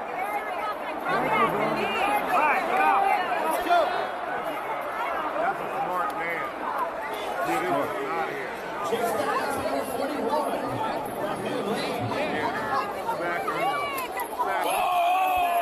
Okay, I don't want to play the rest of the bit because it's gonna make me get taken off, removed from YouTube. But the woman in this top beats the fuck out of the lady over there with the fat ass, and fat ass or not, I'm not letting any lady that's with me get beat up in this way. It's not happening. I'm fighting back. I'm not sure about you guys over there in the chat and stuff, but you know, I'm not having it, mate. You're not going to be standing next to me and getting your ass handed to you. It's not happening. I'm pushing the lady over. If she starts to stand up again, she throws hands. I'm fucking right hooking her in the face, uppercuts and all of it. You know, knuckles to the fucking eye. I'm going for it. I'm catching a charge. Lock me up, officer. Lock me up, officer, okay? Take me to prison right now. No lady of mine is getting their ass handed to them while I'm there in their company. No, it's not happening. It's not fucking happening. That guy, that's the lady, that's the guy that's with her allegedly in the white t-shirt. Maybe his lady has got a big mouth and she shouldn't even speak in. If she can't fight, I get it, right? But I'm honestly going to absolutely beat the brakes off of that other girl if she attempts to beat me up. I'm not having it. Look, she's getting absolutely mollywopped. The girl in the long hair can actually fight, right? She's punching the fuck up out of this girl, right? She's getting her ass handed to her.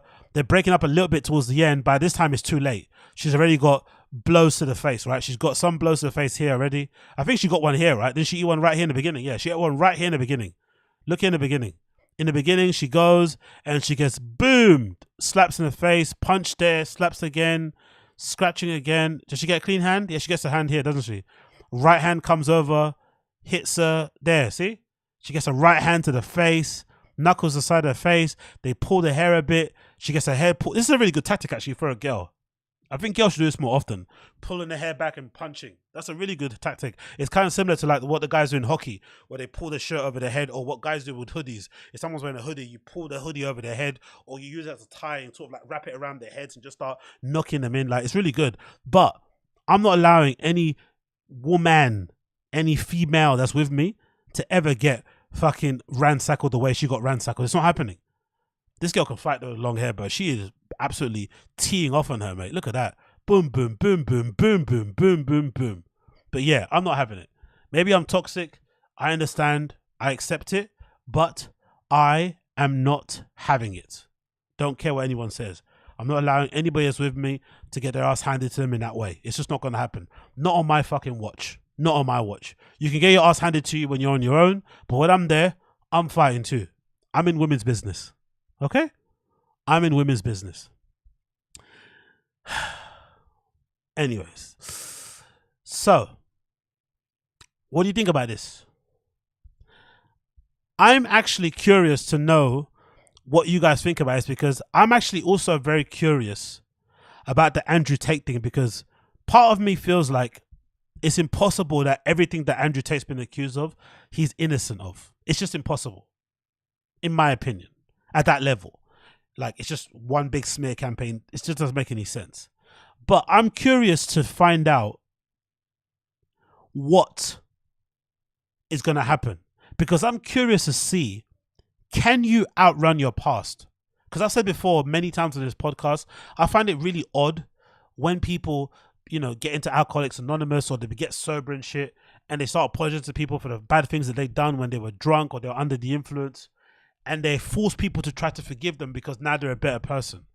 I'm a big believer that sometimes in life, you only get a chance at a first impression once. And sometimes through your own bad decisions, through just the bad influences, through just a mistake, you can do something or say something to somebody that can make them hate you forever.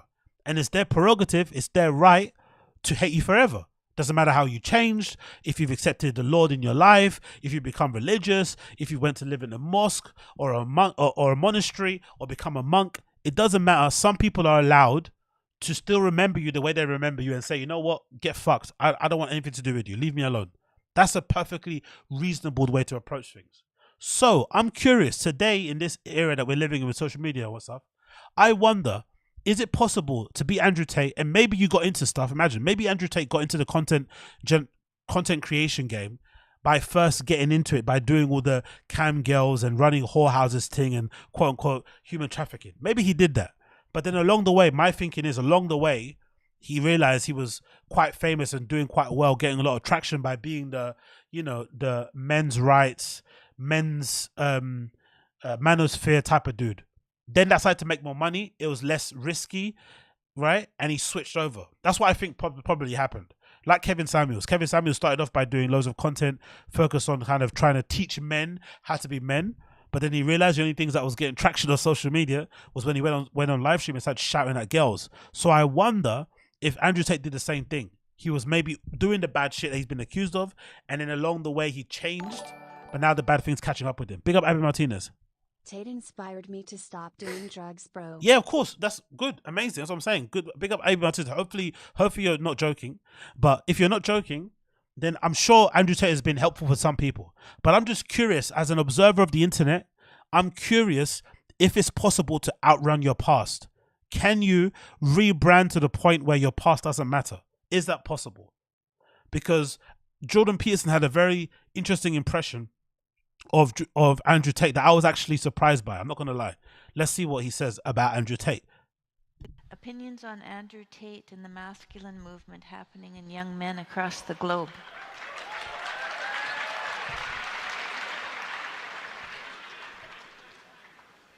I really haven't said anything about Andrew Tate, and I probably won't tonight. But well, I'll make a few comments about the Andrew Tate phenomenon. You know, I would say is that the mystery is, there is a mystery in relationship to Andrew Tate, and the mystery is, why is he so popular?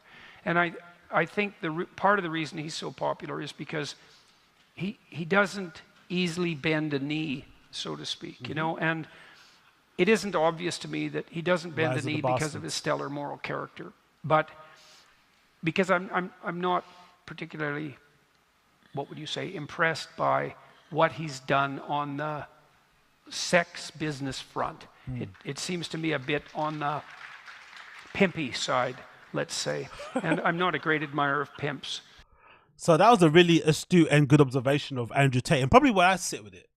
I don't really buy into everything that Andrew Tate is evil, all this bad stuff that social, you know, the mainstream media put out, but I'm also not a dummy, you know, like the charges that you're being presented, and again, the charges he's been fucking charged with and stuff, and the sketchy past and whatnot, it looks like there's something there, right? Where there's smoke, there's fire. Where there's fire, there's smoke. Whatever the fucking saying is, right? I'm doing the fucking Rogan.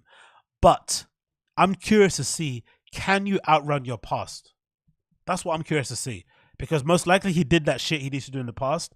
Then he changed. That's my own opinion. I think he did the crazy shit in the past, which is hard. People not underestimate. People, because I probably watch a lot of crime documentaries and I read a lot of books on this shit, human trafficking and stuff is like a really dicey industry. It pays a lot. It's very, very lucrative, but it's a very crazy, dicey, almost sick, dark world. It really is. Like literally, you know, basically turning people into cattle. It's fucking wild.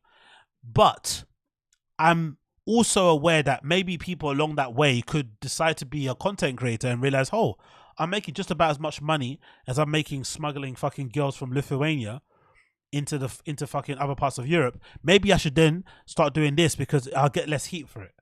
Maybe that happened. But now, you know, he's having to fucking face the music because in some parts of the world or in life in general, doesn't matter how much, you know, new content you put out and how much you've changed, sometimes your past is your past and you have to be accountable for it. Actions, unfortunately, have consequences. Actions, unfortunately, have consequences. So let's see how it plays out for him. Let's see how it plays out. Moving on. This clip. Can we please talk about this? On my life, I swear to God, I don't know about you guys, and again, I've seen some clips about it in America also, but we've got our same problem here in the UK. But I swear to God, I've never in my entire life been curious about getting fucked up or drunk or high on a flight, before a flight, or even after a flight when I landed. Obviously, when I'm on the holiday and vacation, I can do what I want. But my main priority when I've booked a flight and I'm about to go on vacation and shit, my main thing is, have I got my passport? Have I packed all the right things? Am I going to get to the airport on time? Am I going to make it to the gate? Is the flight going to be delayed? Do I have all the right music and the right videos and stuff to watch on my phone and my laptop? Those are things I'm preoccupied about. I'm not preoccupied about fucking drinking and doing drugs. There has been a point where I've been to airports. I don't know if you guys have the same thing, but our airports in the UK have like pubs in them. We have a chain called Wetherspoons and they have a pub inside them. There've been times I've been like, you know what? Maybe I should go in and get a fucking pint. I should get a fucking pint of Guinness or something, right? Feeling a little bit, you know, feeling a little bit risque. Then you go to the airport, you're stressed about getting through fucking, you know, passport control, you do all that stuff, you're hot and flustered, you get to the place, you're like, oh, I can't bother to get a fucking pint, I'm just gonna get a fucking burger. You go get a burger, go get some fries, you eat that, you stuff yourself, and then you get to your gate. So the most I've been curious about is maybe having a drink in the airport, or sometimes when the fucking stewardess come down with their little tray, you might think, oh, maybe I should get a little drink, but then you're like, I'm not gonna pay $20 fucking for a Jack D and Coke in this shitty plane, so you just wait until you land somewhere. But that's the most. But I've never had the idea, like this fucking young gentleman did, to do ketamine on a plane. He got himself in a K-hole, which then resulted in him getting escorted off the plane. Have you guys ever done drugs on a plane? Because I don't get it personally. This is crazy. He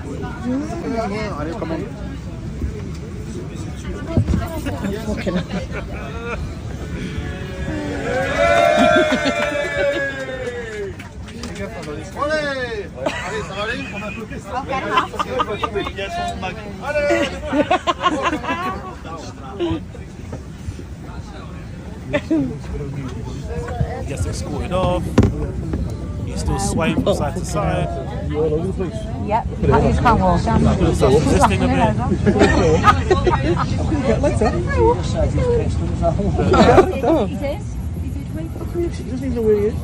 To be fair to him also though, or to be fair to this flight, I'm not sure about you guys, but I've never been to flights, like I've never been to Ibiza yet.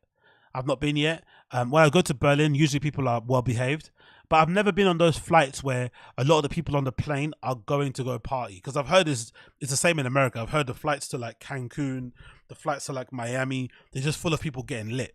So I've never been on those type of flights. I don't know if people like, it's just a different type of vibe, but I've never once wanted to get drunk on a plane. I don't know why that's exciting to anybody. Especially to the point where, exactly, Pino Bala, the most I'd want is probably weed. Exactly. Pino Bala, the most I'd probably do is probably weed to kind of calm my nerves down a bit. Maybe I might do some weed or maybe to make me sleep. But I'm not going to ever get, you know, class B, class A, class C, whatever drugs they are, or get smashed. I don't understand it. It's such an interesting thing to do. And especially when people are, you know, when you're going to a place anyway to go get fucked, because allegedly I think this flight was from like Liverpool to Ibiza or something. So you're already going to go to somewhere to go get fucked up. So go there and get fucked up. You don't need to do it on a plane. Personally, I don't think so. Such an odd thing, isn't it? Really strange. I don't really understand it personally. And also there's a risk of getting like, what's that word called?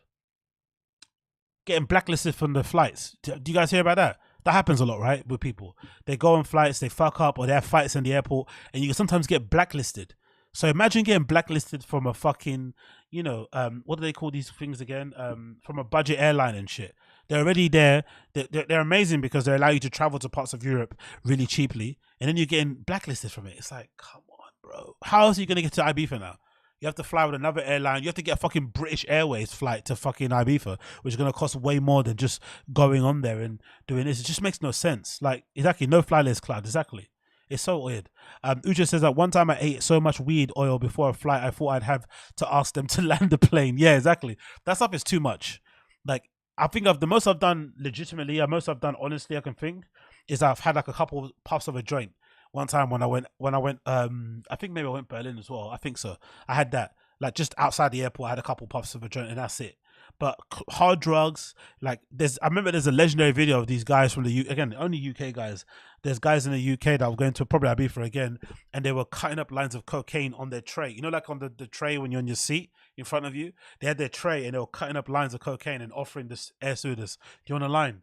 The flight was mid-flight. They're fucking cutting up lines of coke on the plane.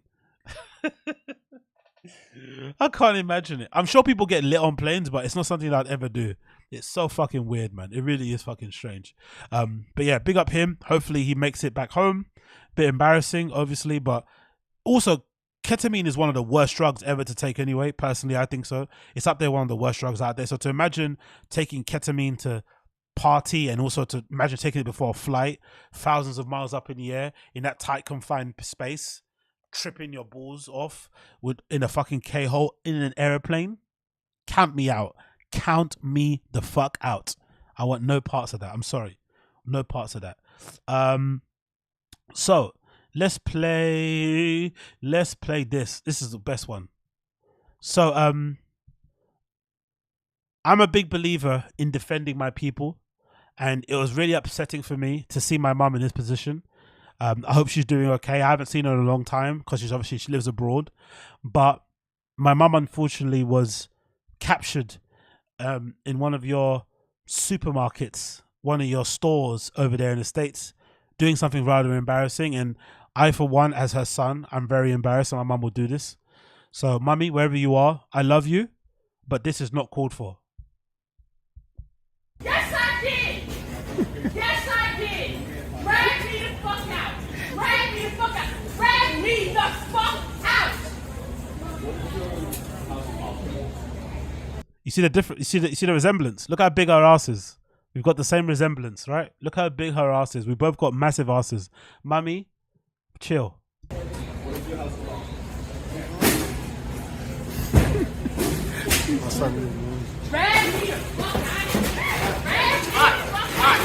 Mum's going crazy. Mumsy's going crazy. Oh, mate. The glasses knockoff was so upsetting and hard. I know how much glasses cost, so can you imagine how angry he is that his prescription glasses got knocked off the way that they did? And it must be odd too in America being a security guard, right? Because you don't want to get George Floyd. It must be odd, isn't it? When you're dealing with black people in America and you're a security guard, unless you already have racist tendencies, you probably don't give a fuck. You're probably going to put all your knees on someone's neck. But if you're just a regular white dude doing a regular job, minding your business, it must be so weird how you interact with black people, isn't it? Because you're like, I don't want to be racist, but you did kind of steal the meats. You know? Could you empty your bag, please? I don't want to be racist, but you did steal all the clothes. You know, you got to kind of like do that dance of like, I'm not racist. I actually like black people. 50 Cent's my favorite rapper, right? I like jerk chicken, but can you open your bag? You're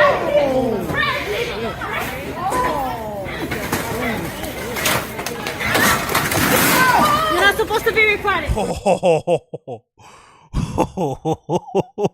Yo, mummy's big. Mummy's a big girl. I'm a big boy. Mummy's a big girl. So you know where I get my fucking, you know where I get my fucking genes from. But imagine him. Actually, also, is this a security guard or is this a police officer? The guy in grey. People tell me this is a target, right? Is it a target? I think so. Why has he got a bulletproof vest on? And is he carrying a gun? Is that a gun holster? Or am I bugging? Why does he look like he looks like a Fed? he's a bit too much of a fucking tryhard, isn't it? Why does he look completely... He looks like he's ready to go. Yes. Look, isn't that a holster? Isn't that like a... He's got cuffs there. There's a radio here. Looks like there might be a strap. Maybe that's a taser. Looks like he's got a strap there. Why do you... And look, under his shirt, that looks like a fucking vest, isn't it? Is it a bulletproof vest, a stab-proof vest? I don't know. But I guess you need it in America, though, innit? People out in America are fucking crazy. Someone will definitely try to shoot you for a piece of steak that they stole. You know, imagine a shoplifter stealing things and they're trying to shoot you. It's like, bro, I'm doing my job. Also, by the way, note to people out here that have sticky fingers, this is one of the best times to try and shoplift. While this lady, my mum, is getting dragged down the floor and everyone's looking, you could legitimately walk out with a fucking TV. Everyone's paying attention to this.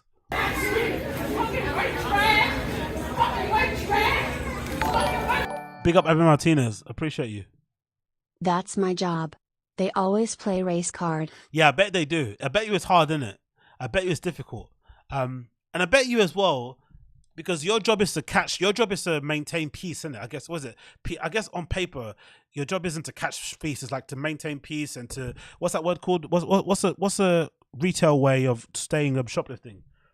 Is it spillage? What's it called again? It's a term in retail about people stealing. Is it loss prevention? Is that what the word is? There's a term for it. There's like a fancy term to describe. Yeah, loss prevention. That's it. Loss prevention. That's your role, right? So, really, I guess it must be exhausting as a security guard to just see people stealing all the time. It must get exhausting, no? Just be doing your job and to see people just stealing every single time. It's like, fucking hell. You know? Like, especially when they do it in front of your face, they kind of have a bit of a smirk on their face. You kind of want to do your job, and then they're playing the race card. It's like, oh, bro, man, leave me alone, man. Come on, man. I'm working for minimum wage. They hardly give me vacation days. The manager's a piece of shit. I work with some fucking idiots. The last thing I need is you on my back. That's why if you do get caught stealing, because some of us do, put a little extra things in our basket we're not meant to do, just give the person a break. Just admit, take out your basket and move on. Have some shame. Have some shame like regular people. You get caught, you know, having an extra bag of fucking cookies and you didn't pay for them. Just say, I'm sorry, I didn't see that really. I was on the phone, make up some excuse and keep it moving. But don't be like, you fucking piece of white trash. You fucking piece of white trash. Bro, you stole the double chip cookies. Put them back or pay for them. Actually, don't pay for them. Get out of my shop. You piece of fucking white trash.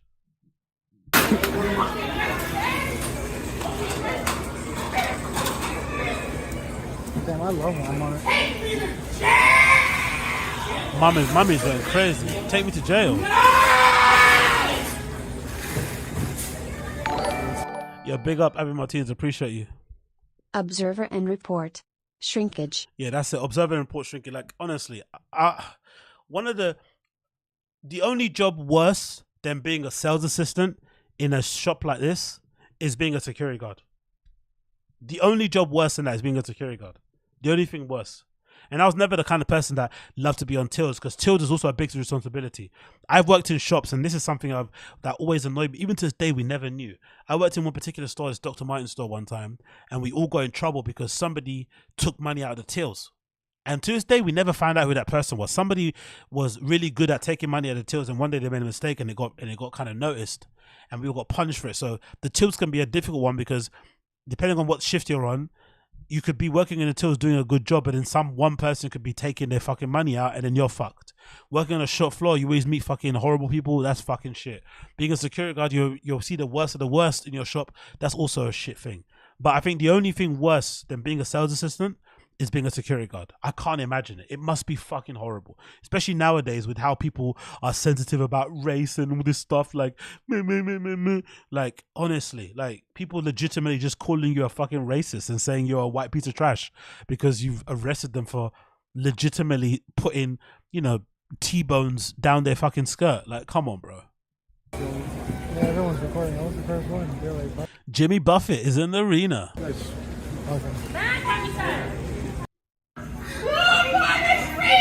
Take me to jail. Oh, that's part 2. One I wish I could make tunes because I would fucking sample that. I would sample this. If I could make songs, I will sample this. This could be a good fucking banger.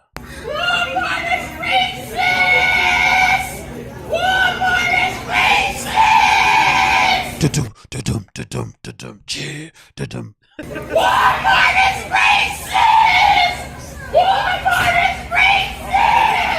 Let me see if I can get some background information on this one. We need this one. Let's do nails. Let's do da-dum, da-dum, da-dum, da-dum, da-dum, da-dum, da-dum, da. Let's see it. Where is it? Let's see. Let's go. Let's get it going. Let's get it going. Where is it? There we go. Unsilent Death. Let's do this one. Let's do. Oh God. Let's do this again. Let's see if we can play. I want to play in the background so it doesn't make too much noise. But let's see if this works. Walmart is racist! Walmart is racist! One more there.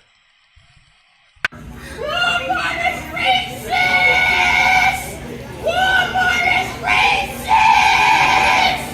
Walmart is racist! Beans, cheese, beans, cheese, beans, cheese, beans, cheese.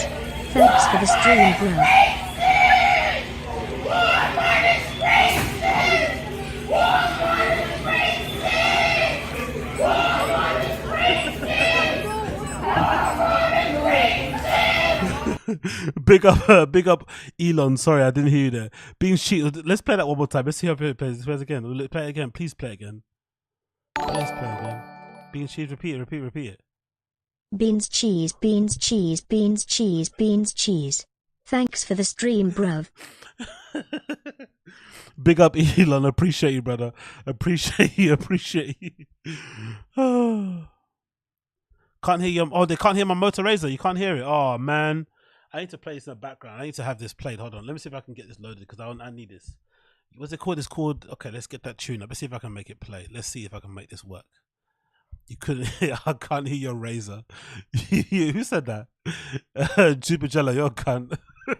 Nails. Let's do it. Nails, your God. Let's see if this works. I don't think it's gonna work, but let's see if it does work. One of my favorite bands ever, by the way. Nails to the Death. Let's see if this plays. Boom. And then let's lower this and see if we can make this work. We're gonna play them in synergy, right? Together, right? Together. We're gonna try and sync. No, we won't sync it. Let's just try and play this in the background and see if this works. Can you hear that? Huh? Walmart is racist! Walmart is racist! Walmart is racist!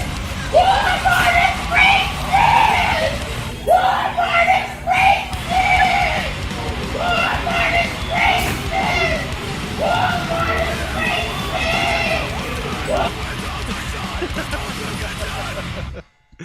Big up Nails. Oh, that was fucking brilliant. Walmart is racist. Anyway, cool.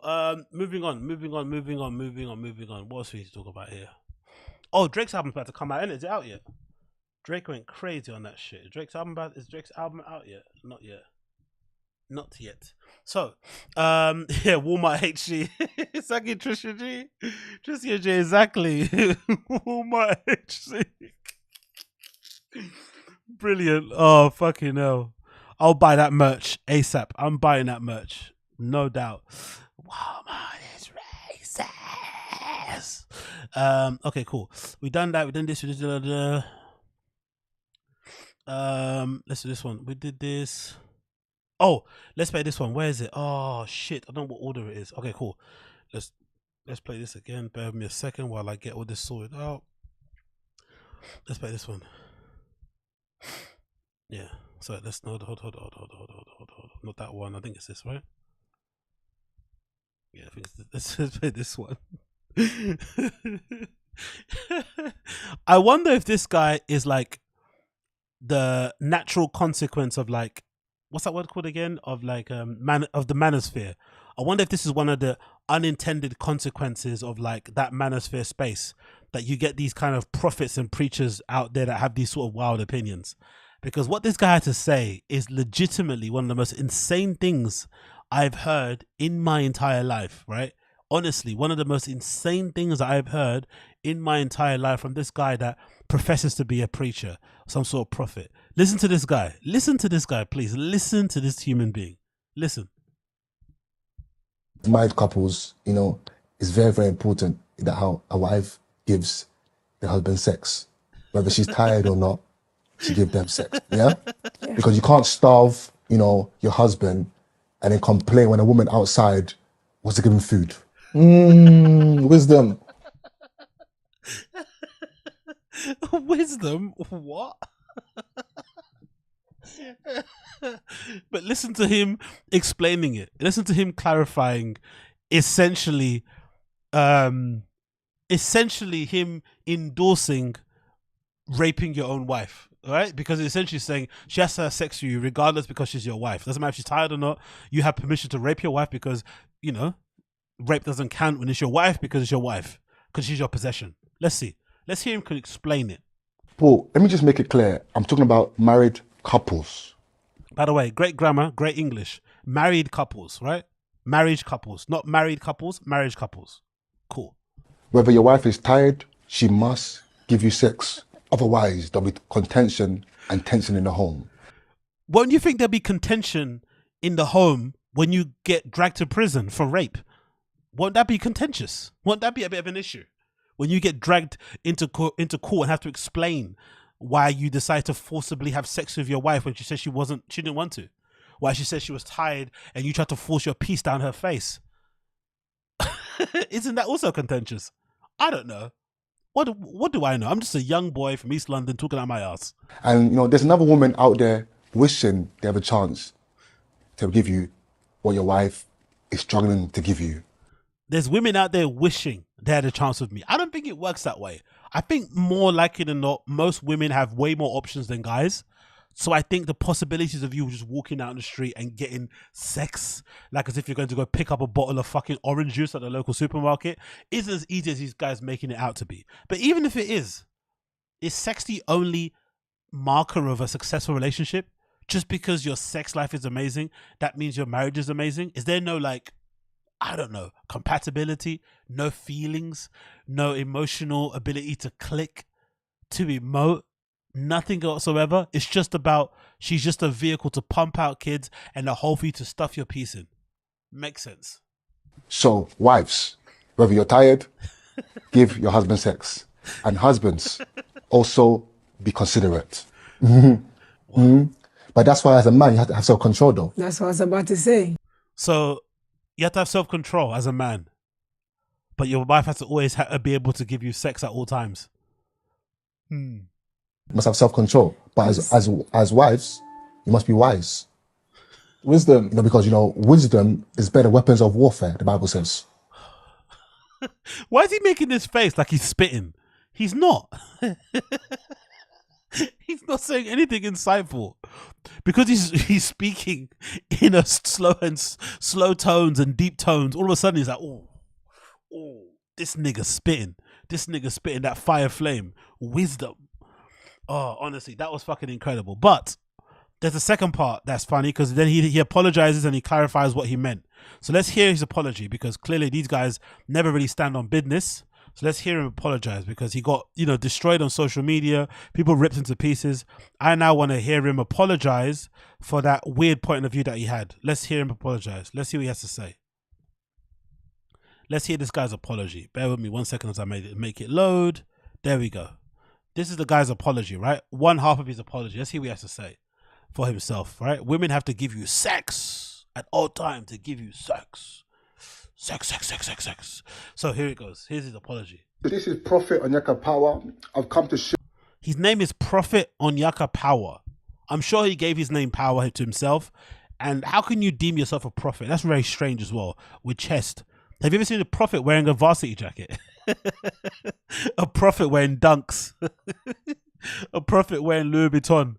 Cool, bro. This guy looks like he's probably not over 30. He's probably under 35. Yet he's a prophet. Cool. Yeah. How many women do you think he's ever had sex with in his life, by the way? more light and bring more clarity based on a video that was recently posted of me on social media. First of all, I abhor. In the African community, we got a lot of guys and girls like this. Guys who are like really young, but have very old people mannerisms. Usually it happens a lot when you hang around with all your parents' friends and they talk to you like an adult too much. I hate that shit. I think kids should be kids. But it happens a lot in African media, African fucking scene, whatever, culture, whatever it may be.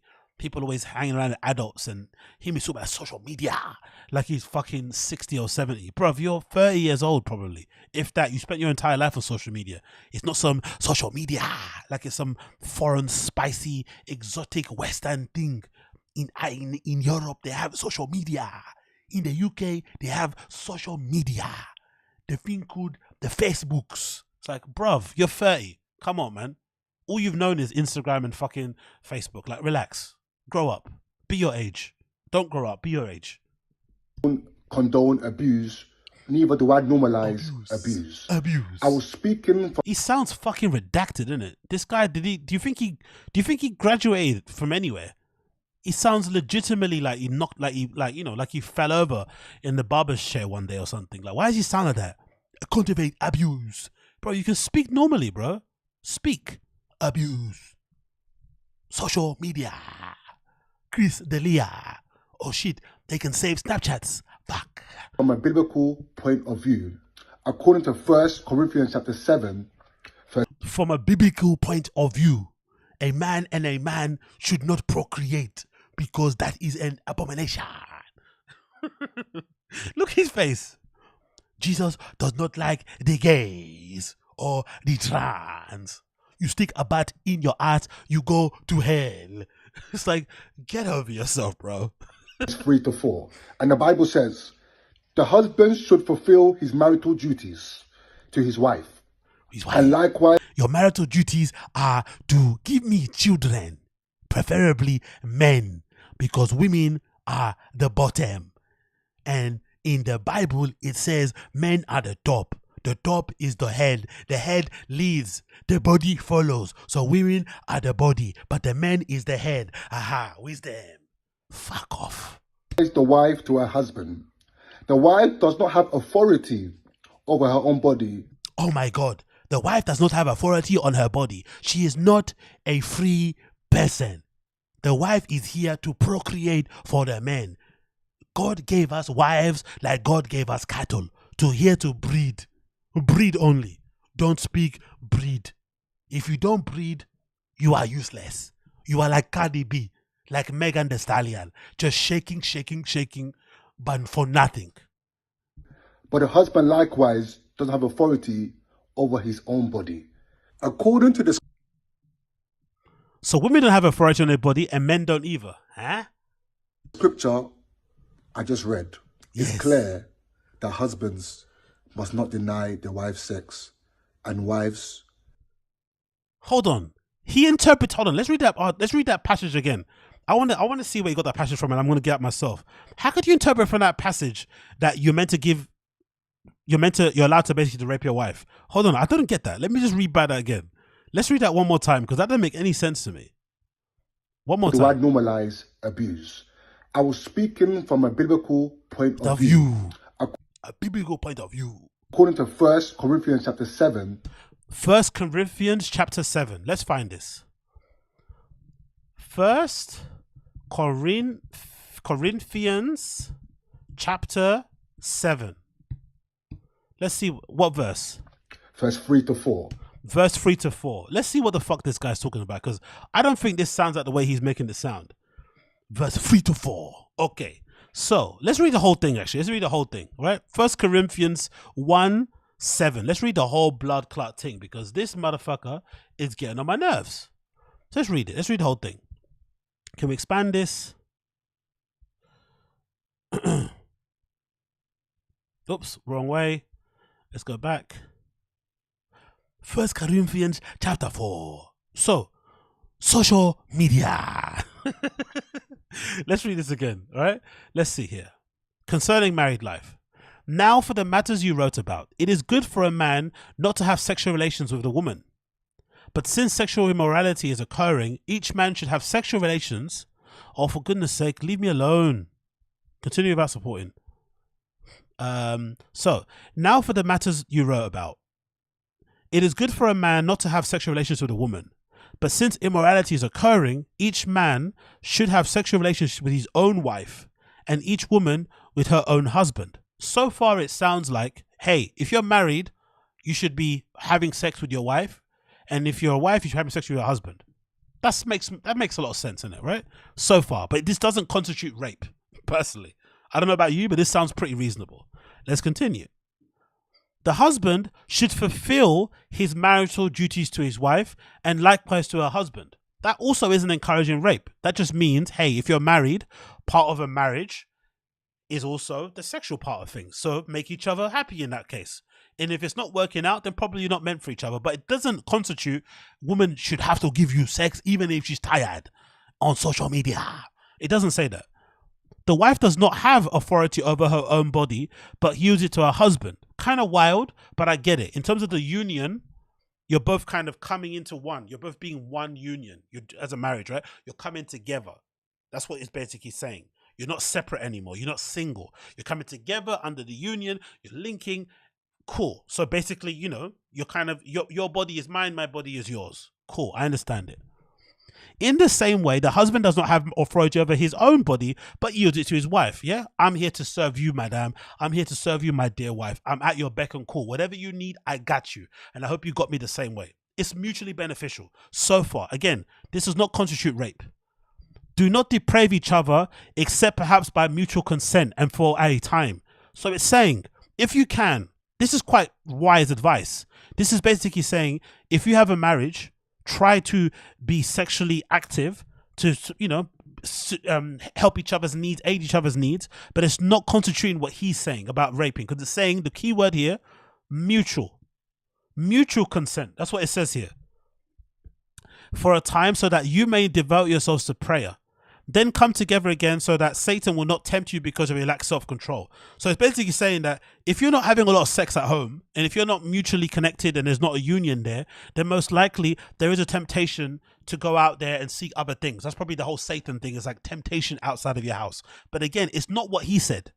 I say this as a concession, not as a command. I wish that all of you were as I am, but each of you has your own gift of God, and one has this gift, another has passed. Again, this is a fucking book that randoms wrote, so you can believe what you want to believe. But so far, I've not heard anything in this scripture that resembles what that fucking donut is saying. Nothing. Zero. It's talking about being a good husband, being a good wife, having a good marriage, right? Being mutually beneficial, yielding to each other, being a servant to each other, helping each other, satisfying each other. But it doesn't say anything about if your wife comes back from a 16-hour shift, you're allowed to try to fucking fuck her wherever she stands and she has no right to object. That's not what it says. It doesn't say that. It doesn't say if your wife is not in the mood or she's mentally taxed out or whatever, that you have a right to just force yourself on her. It does not say that, in my opinion. But again, I could be wrong because I'm wrong all the time, usually. But so far, I've not heard a single thing that justifies, right, what this donut said in this particular clip. Let's hear it one more time from this guy because it deserves being heard one more bloody time. Let's hear it from him one more time. Let's hear it. Let's hear him describe what men should be doing to their wives, right? Let's hear him again. Let's put this on the screen. Let's hear this donut. Let's hear him. Look, look at him. Married couples, you know, it's very, very important that how a wife gives the husband sex. Whether she's tired or not, she gives them sex. Yeah? Because you can't starve, you know, your husband and then complain when a woman outside wants to give him food. If your husband wants pounded yam at home and you're not supplying, he'll get pounded yam outside. The Lord said, if the woman does not provide the yam in thy house will be contaminated with spirits of demons who get the yam outside. The Bible says, for thy woman is not a gift on the gods, but a gift to the man. The Bible says, for if the woman does not give only fans to the man, he will find another fan outside. For the Bible says, if the fan is not in your household, you will find another only fan outside. Wisdom. Wisdom. Paul, let me just make it clear. I'm talking about married couples. Let me just make it clear. I'm talking about married couples. As soon as she puts a ring on their finger, you have permission to rape her with your fingers and your penis. If she calls the police, the Bible says, for thy man has authority over the woman. You can hit her over the head with a saucepan.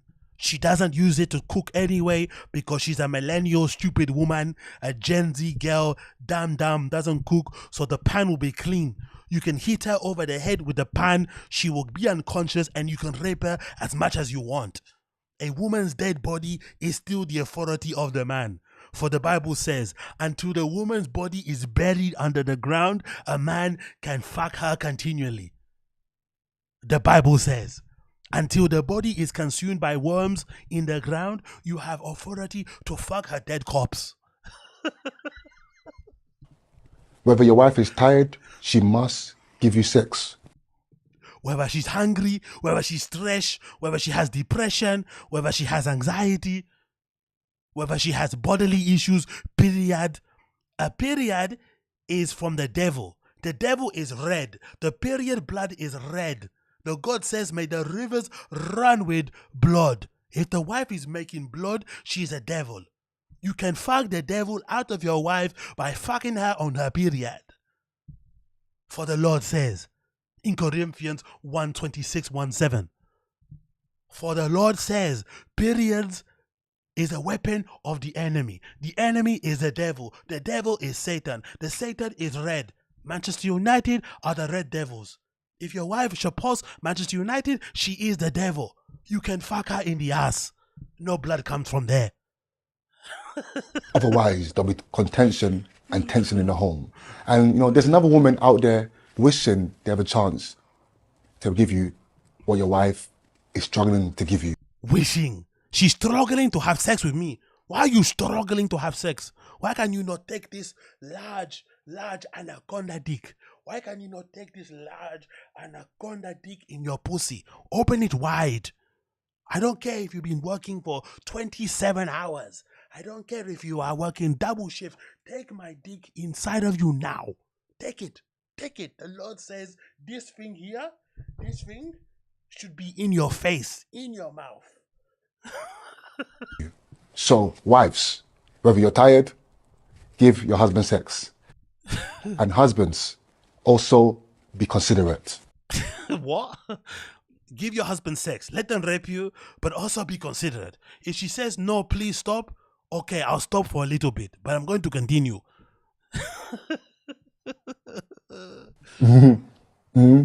But that's why as a man, you have to have self-control, though. That's what I was about to say. You must have self-control. But as wives, you must be wise. As wives, you must be wise. As men, you have to have self-control. Okay. Don't reload it, bro. Anyway, that guy's a fucking dum-dum. Whatever, man. Fucking profit my ass. The only thing that begins with P is probably his first name, mate. Fucking hell. Okay. What I want to talk about. Let's move on. Oh, let's talk about, yes. Let's go to... Let's go to this. What are we talking about here? We spoke about that. We spoke about this. We spoke about this. Yeah, let's watch a little bit of. Oh, actually, let's do the Fire and the Kid stuff, and then I've probably got a bounce. So let's do this clip. I want to talk about this Fire and the Kid clip. I think they posted it on the Reddit. Exactly. Wife equals give sex. Husband equals be considerate. Exactly, NJ Ranger. Be considerate. Your wife must fuck you every time, all the time, again and again and again. Okay, cool. So let's get this up on here. Bear with me a second. Bear with me a second.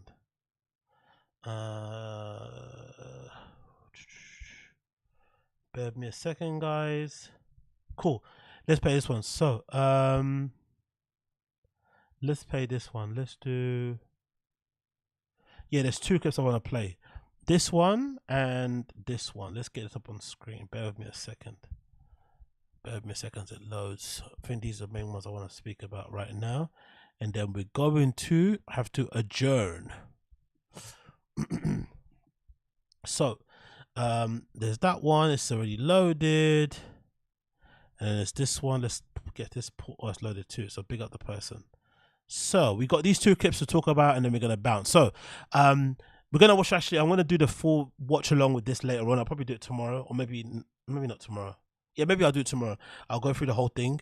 But there was a recent episode of Fighting a Kid with Eddie Hong of all people. I was surprised. I don't know how they got Eddie Hong on there. The legendary chef and restaurateur. You might know him from Bauhaus and back in the day.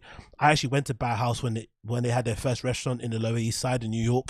That was actually one of my first trips I ever went to abroad with some of my friends. And we managed to go to that first restaurant where he made these fucking amazing buns. In his restaurant called Bauhaus, and obviously it went on to become legendary. Unfortunately, I think it closed in about 2020. They actually did a pop-up in London a couple of months ago, I think. So it's actually quite cool. And I'm actually confused how they managed to get fucking Eddie Hong on their show. I'm not too sure anyway, because I don't necessarily go and ask guests anyway. I think asking people to come on your show is always annoying and awkward, and people can sometimes always give you the cold shoulder, which is annoying. That's why I usually do stuff on my own, but I'm always happy to go to other people's shows and stuff. I'll probably end up having our girl Kat Barker on the show very soon, and obviously I do stuff with my girl Rodeo, but usually I don't really ask people to come on shows. But I wonder if the podcast scene is just one of those things where if you reach a certain level and if you just ask people, they'll probably say yes. But I'm really surprised they were able to get a guest of the caliber of Eddie Hong on their show. Really am surprised. But anyway, he came on their show, and there's a couple of clips that people posted on the Fighting a Kid sub that I want to go over. And the first one to go over is this one. The title is "Thanks for your amazing insight on immigration." Oh, this is going to be so brutal. Let's hear what Brenda has to say about immigration. Because if you know anything about Eddie Hong's story, that's a major part of his story, of him being an immigrant. Obviously, his story was fictionalized in the series called Fresh Off the Boat, which was actually really good. I think so. It got cancelled probably a little bit too early. But let's hear what he has to say, because this is going to be very, very interesting. How? Let's see if I can get this. Let's get this on full screen. And let's play this, because this is going to be very interesting. Let's see what Brendan has to say about immigration. And I think, because again, I haven't watched the clip yet, but this is one of Brendan's bad traits. Even when people are talking about topics that he has no experience about, he just can't resist to give his own, experience of it. Or even if it has nothing to do with him, he can't just be like, "Hey man, it sucks to hear, man, that must have been so tough, ask some questions." No, he has to personalize it and try to be the, I don't know. It's really odd. Let's see what he has to say. How was that instilled in you? Example or like? See, I don't. I'm with him a little bit on this. It's weird to say that it's a Chinese thing. No, it is. It's a cultural thing. Yes, 100% a cultural thing for sure. But there's also there's white people, there's black kids I know who are the exact same. Yeah. There's overlap. There's overlap. 100% there's overlap, but you cannot. Okay, cool. Let me download this, because I don't know, my computer's going fucking fucked up. I don't know what that's saying. It's not loading properly. Why is it doing that, man? Why are you doing that, man? Let's maybe see if we can go straight to the streamable site. Let's see if that works. How was that? Yeah, let's see. Let's play this. Let's see if this works. How was that instilled in you? Example or like? See, I don't. I'm with him a little bit on this. It's weird to say that it's a Chinese thing. No, it is. It's a cultural thing. Yes, 100% a cultural thing for sure. But there's also there's white people, there's black kids I know who are the exact same. There's overlap. There's overlap. 100% there's overlap, but you cannot. There's a lot of people in China who are very lazy. But you can't. You cannot. They be sleeping at IKEA.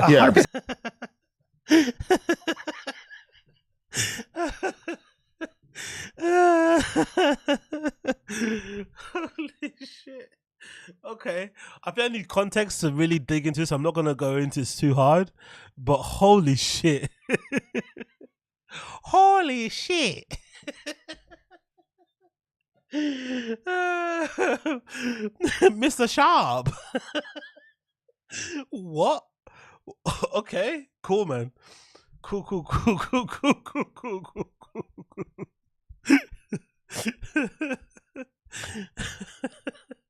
The Chinese are not part of the 1,000.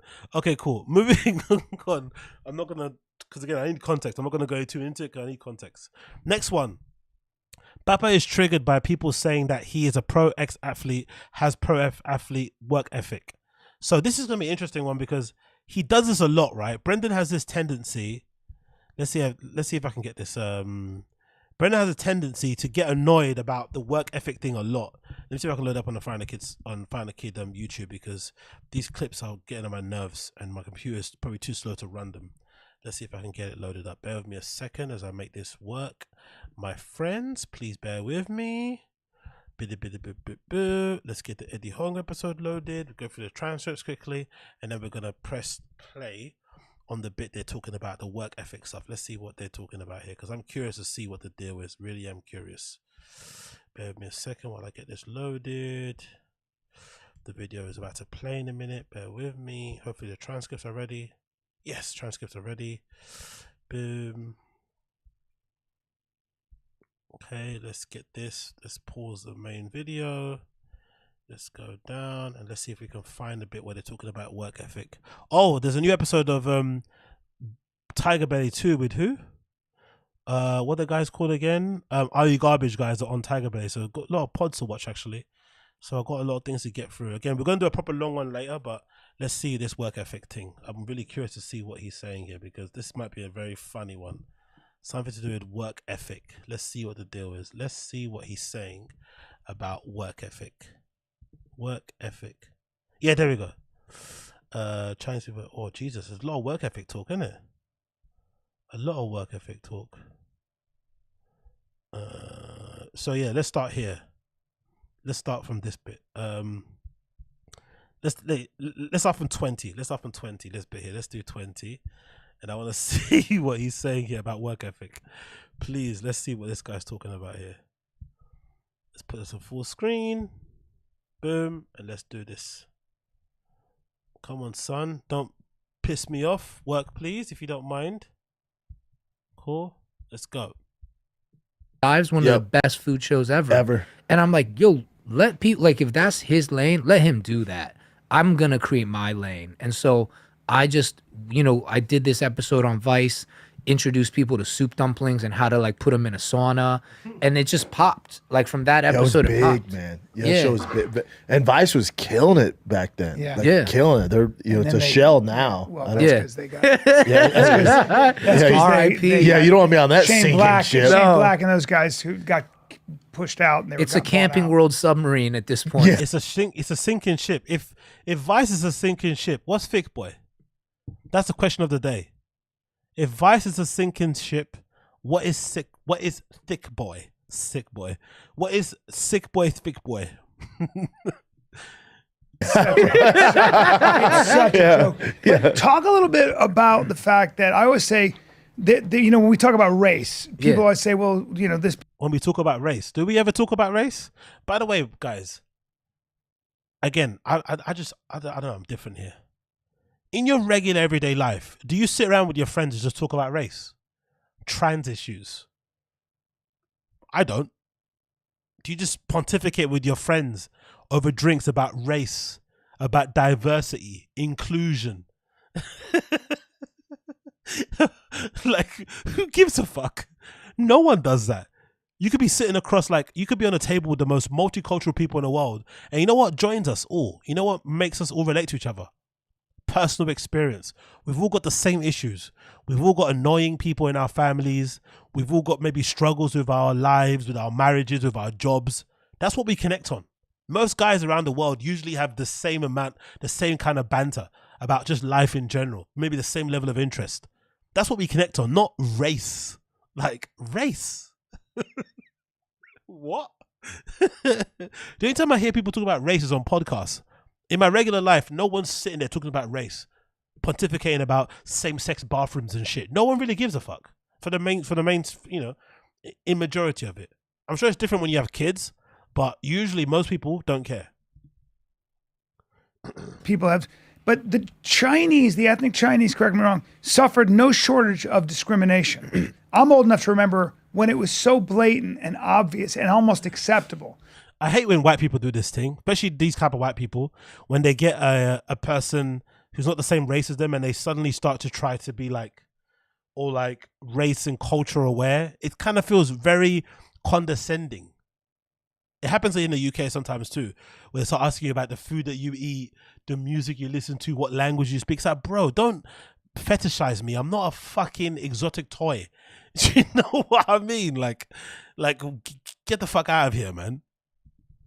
And you come from a culture where frugality... You come from a culture where you guys eat like rice with those really short spoons. It's a really clever tool to use. Family and work. Yeah. And work. Like, people think like, 12... People think, you guys don't even rape, right? You don't rape. Hours is a lot of time, not to an ethnic Chinese family. Yeah. Like, that had to have played a huge role in your work ethic. Yeah. Like, am I no, being... No. Like, I definitely think all of Eddie Hong's like, what? our identities have like an immense impact on who we are. I don't think it's determinative. Like, if you're from this community, you're going to act this way.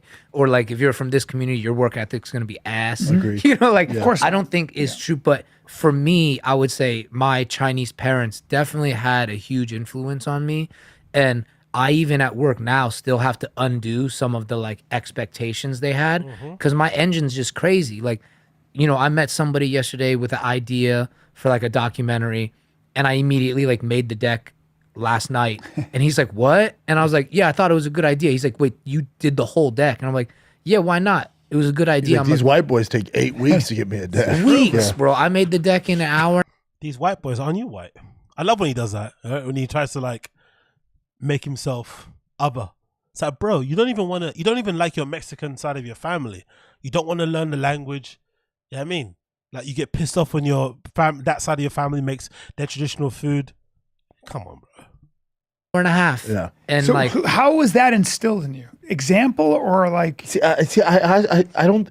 I'm with him a little bit on this. It's weird to say that it's a Chinese thing. No, it is. It's a cultural thing. Yes, it's 100% a cultural thing. For sure. But there's also there's white people, there's black kids I know who are That's the not what I'm exact saying. same. There's overlap. There's overlap. I would agree with 100%. you. There's overlap. I love how he's saying that when he's sitting next to fucking Brian Callen, a literal trust fund OAP, a man who's been living life on easy lane from the moment he was conceived, right? Brian Callen's a perfect example of that. Look at him. But you cannot. There's a lot of people in China who are very lazy. But you can't. You cannot. They be sleeping like.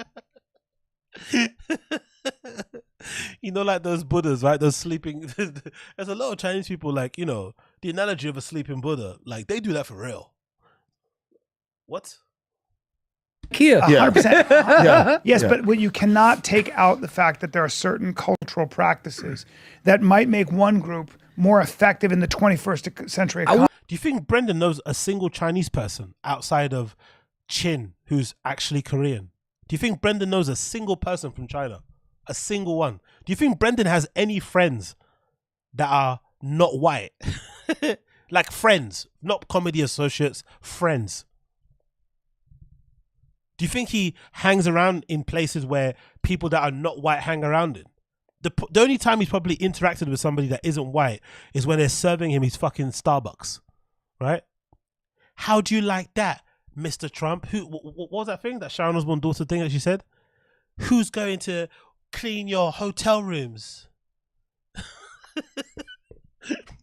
That's the only time Brendan interacts with Hispanic people, black people, right? The ones that are cleaning his hotel rooms, his nannies that look after his kids and shit. Like, the ones that come to clean his mansion. When else do you think he fucking interested people that aren't his fucking race? These fucking insights into fucking race dynamics is funny from somebody that has 0 friends that don't look like him. I wouldn't discount you. What I would say is I totally see what you're saying. Expectations, maybe? Yeah, is it expectations? Is it? Hey man, you get Eddie Hong on your show and you want to talk about fucking race? You want to talk about immigration and stuff? Yeah, man. Fun times. One of your best guests you've got on in a very long time, and what you want to dig in deep is, hey, can you justify your existence? Can you please, give us a fucking elevator pitch as to why we should keep you in this country? Come on, convince us. Convince us, China man, why you should stay in this country. Convince us of your utility, of your use. Can you make people laugh? Are you part of the 1,000? Okay. I think that immigrants from any country, your parents are going to be pretty hard on you, right? Yes. And there is a consensus, I think, in the Asian community that like schoolwork is important, the work ethics, and all the things you're saying. But some of us fall by the wayside. Some of us follow it.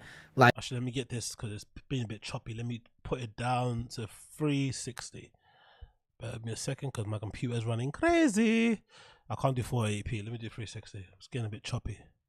Like, I haven't always been a model minority, a model citizen, but I just happen to work hard. But I think there's shit I do that I don't work hard on. Like, not now, but back in the day. Like, when I was an attorney, I didn't work that hard. I just stayed late so that they would pay for my dinner. But Eddie, I love that Eddie went through fucking law school though. It's like when I was an attorney. Oh wait, you were that? I forgot. By the way, he was an attorney, legit, right, for a short period of time, and that's part of his origin story. What regular job do you think these guys have ever had? Do you think Brian has ever had a regular job in his entire life? I think in the beginning, didn't he do some sort of like law firm thing? That his dad got him a job working in some law firm. Do you remember? I think that's part of the law too, right? Brian kind of had a job working at some law firm when you were super young. Brendan, I think, what did he do? Security, kickboxing coach or something. These guys have lived on Edith Street for a while. They don't know anything. They don't know anything about regular people's life. Before this, so that's a lot of work. It was a lot of work, but I hated doing it. I was a lazy attorney. Hey, bro, you went to law school and you were a lawyer for 2 years. I think the reason why I'll like meet somebody and then go home and I'll write the script in a few days or I'll write the deck really fast is because I still feel like that kid where the only way I touched movies as a kid was like going to Blockbuster. The only way I touched music was like reading the Source magazine and like getting CDs and shit felt. Yep. Do you think Brendan's ever read an issue of the Source? Felt so far away, like even in New York. I was always like, damn, I would love to move there. That would be so ill to like go to these shows because I see photos of like concerts in the Source magazine. And I think I still have this mentality of like, you got one shot. Like on that stupid B-Rabbit, Mom Spaghetti bullshit. B-Rabbit, like, yeah, because I'm from Orlando, Florida. You know, like I made it in New York and became a man there, but my perspective even in New York as a New Yorker was as a kid from Orlando who could not touch it. Wow. And that's never going to leave. That might be a personality thing, right? That's why you see overlap. Personality, but also probably energy. good parents. He mentioned his dad owned the restaurant, which is no punk. Yeah, that's hard work. Like I hate when people are like, "Oh, SCHAUB has a professional athlete's work ethic." I'm like, I've said this before. It's a very strange thing that he hates, isn't it? And I wonder if that has to do with the fact that I think I've said before. What was my theory? I think my theory before was that Brendan hates when people say athletes work hard because he actually never worked hard, and he kind of deep down kind of regrets that he never probably reached his potential athletically because he never really committed 100%.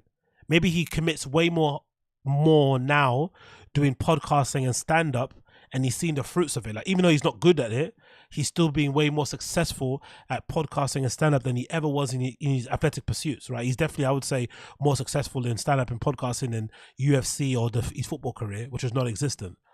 So maybe when people keep saying that to him, it reminds him of that potential. Or maybe it's like it's like a subconscious thing, right? He failed.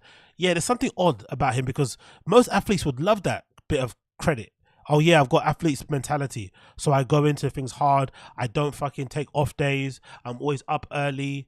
I'm always going over tape. I'm always reviewing what I'm doing. I'm my own worst critic. Like, that's actually a good thing. You would obviously put your hat on that and use that as something to kind of, differentiate yourself from everybody else. But he pushes away from it. But I also think a part of it maybe now, he's properly trying to not be the athlete guy, which is odd because you're always going to be the athlete guy. I've always thought in my head, why doesn't he embrace the athlete douchebag, a bit dumb jock thing?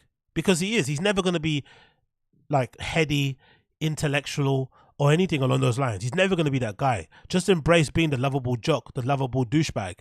That's not a bad personality, but he wants to be seen as a funny guy, as a cultured guy. So he doesn't want the sports thing, the athlete thing. He wants, no, I'm an artist. I'm a creative. It's like, bro, you're not really though, innit? So you might as well just use the athlete thing and then push forward. It's not a bad thing, really. Anyway, let's go back one more bit. Let's hear him again. Like I hate when people are like, "Oh, SCHAUB has a professional athlete's work ethic." I'm like, no, no. If you put me in anything, I'd I mean, look at this, bro. Yeah. I even got it wrong. He's now saying he's doing another thing.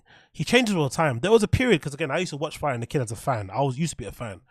And there was a time in the beginning when Brendan came up, he used to brag about his ability to do so many spots in one night. Like he'd go and do 6 spots in one night, and he'd brag about it because he was like, oh, this is why I'm getting so far ahead of you guys, because you other comedians, you're lazy, you all drink and do drugs, and I'm just there to perform. I do sets and reps. Remember, that's something he used to always say, sets and reps, and then I go home. I don't even hang around. I'm not there for the hang. I just do my thing and I go forward. He used to use that as a thing. He used to brag about that. Now all of a sudden he's changed it, and he's now being the guy that it's not my athletic that, it's just I'm a hard worker and I'll succeed at everything. But notice he didn't say succeed. He says I'd work hard, because, you know, is it really a success just because you're making money from it? I don't know. Maybe it is, maybe it isn't. I think it is in his case, because if he wasn't doing podcasting and stand-up, he'd probably be a personal trainer somewhere. And obviously he'd prefer to do this and be a personal trainer. But it's an interesting twist he's doing, right? Interesting kind of trying to convince himself that, yeah, it's not athlete's thing. It's just, I'm a hard worker. So it is an athlete's thing. And it's also a Brian Callen thing and a Joe Rogan thing. There's no way this guy gets where he gets to without the help of Brian Callen and Joe Rogan. They played an instrumental part in his success. Like I say already, like people like to dunk on Rogan, but Rogan is a true kingmaker, legit. If Rogan was my friend, I will be a fucking multimillionaire. You know what I mean? Let's be real. Like everybody that touches Rogan, unless you're an absolute idiot. Again, I think someone mentioned it, I think Austin Casey said, I think the only person so far is Luis J. Gomez, isn't it? That hasn't really got a bit of a bump from Rogan. And I think, again, I don't think it's because of I think maybe it's because of his personality, and maybe because he's already got his fan base anyway, but it's really hard not to get on Rogan or not to be in Rogan's sphere of influence or be one of his friends and not become successful, because he's that big and that popular. And obviously Brian also being a comedian and jumping in. Yeah, and Sam Tripoli. Ooh.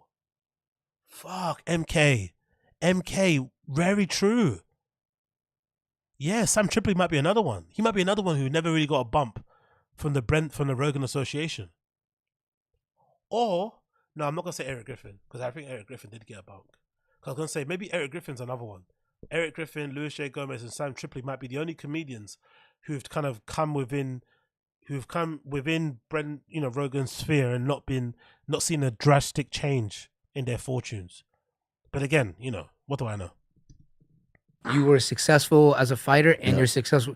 Most people don't have a second career, third career. Yeah. But that's the thing. He wasn't successful as a fighter. He failed. That's why I say his story is actually pretty impressive if he didn't lie. Coming from lacrosse, not wanting to do that, dropping it, trying to make it in football, not getting to the pro leagues, but still being able to put on a Colorado jersey, doing a fucking, having a cup of coffee with the Buffalo Bills, even though you didn't actually play and you didn't have anything to fucking shout about, still being within amongst those people is still something to hold, to put your hat on.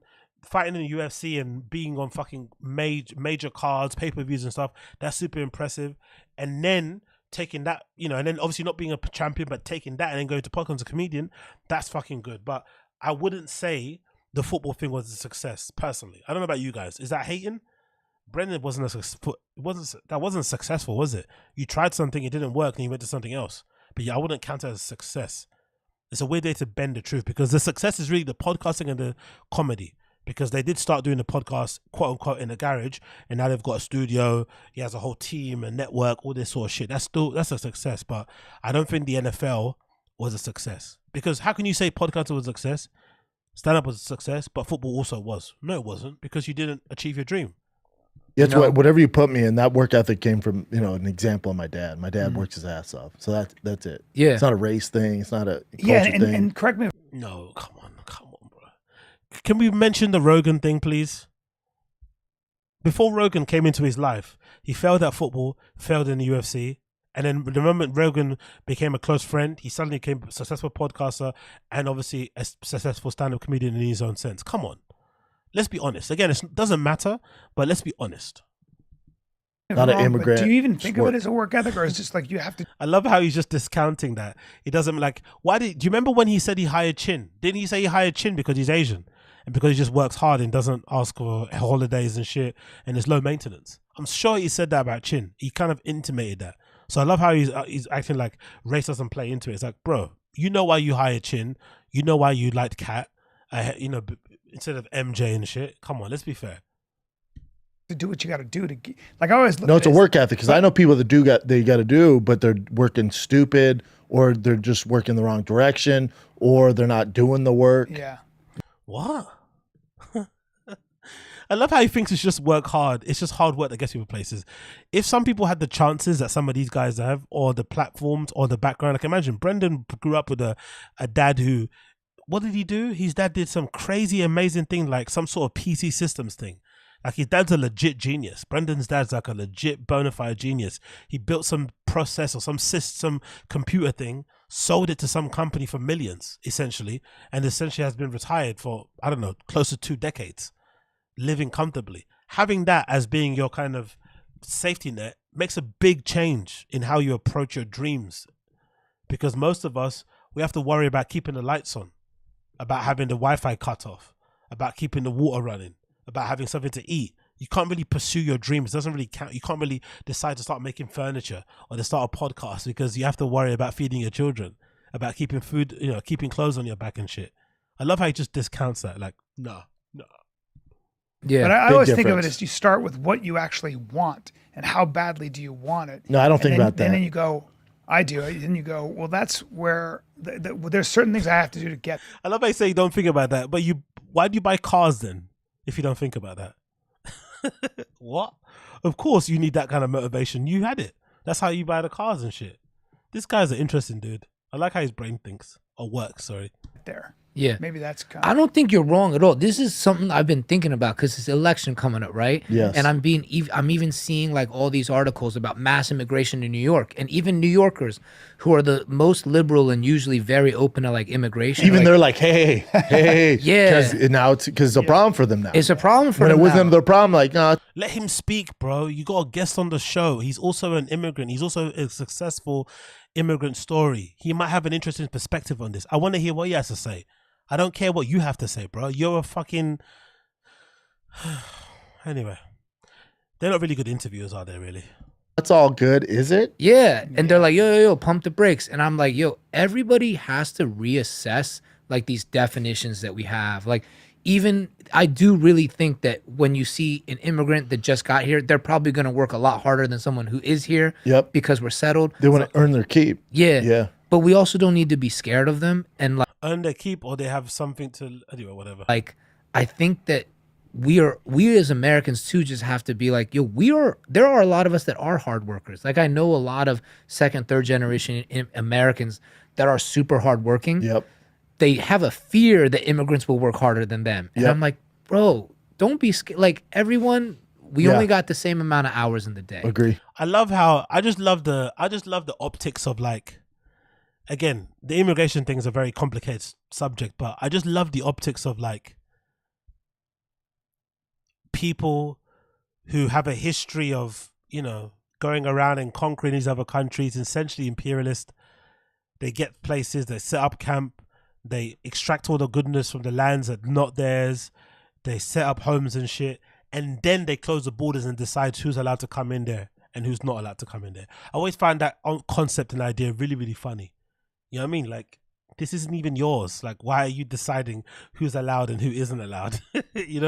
Like maybe in the future we should live in a world that's kind of borderless. Maybe that will obviously be a little bit crazy. There's obviously too much politics and war attached to that, but maybe that's how the world should be. It maybe should be borderless, or maybe we should live in a world where everybody can have a good standard of life. Maybe we should do that first of all. Maybe focus on improving the lives of people where they're coming from, so they don't have to run to your land and think it's a land of milk and honey. Maybe, but I just find it interesting that these guys, again, it's a comedy podcast, bro.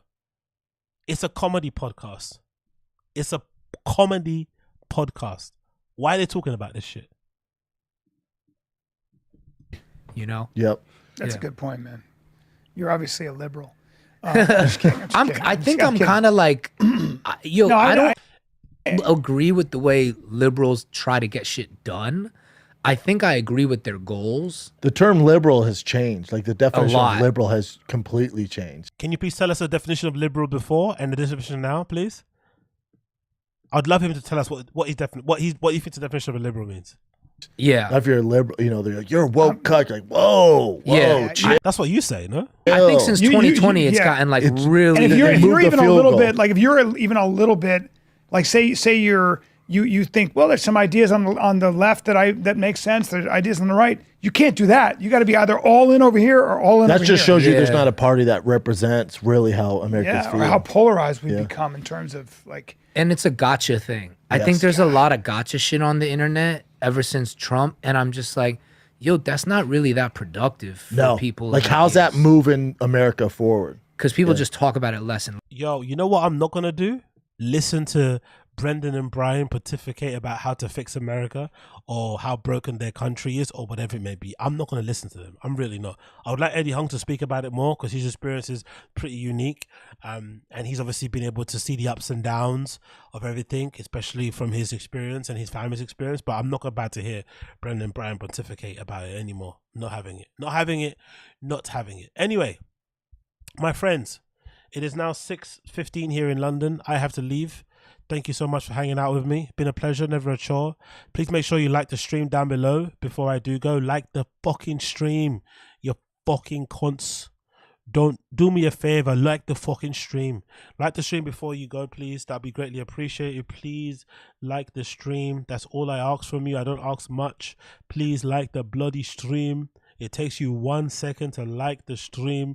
Like the stream down below. Please like the stream. Please like the stream. Please like the stream. Please like the stream.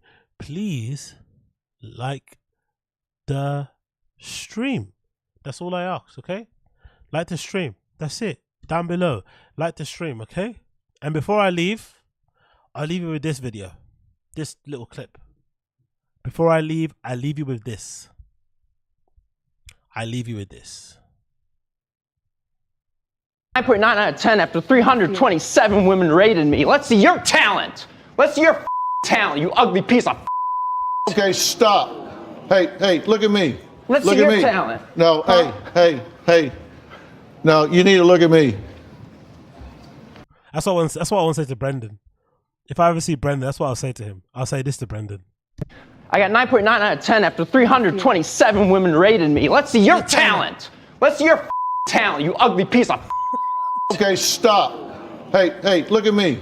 Let's look see at your me. talent. No, hey. No, you need to look at me. Look at me. Let's see your talent, Brendan, Brian. Let's see your talent. Anyway, bring up the stream. Love you all. Peace out. Peace out. Peace out.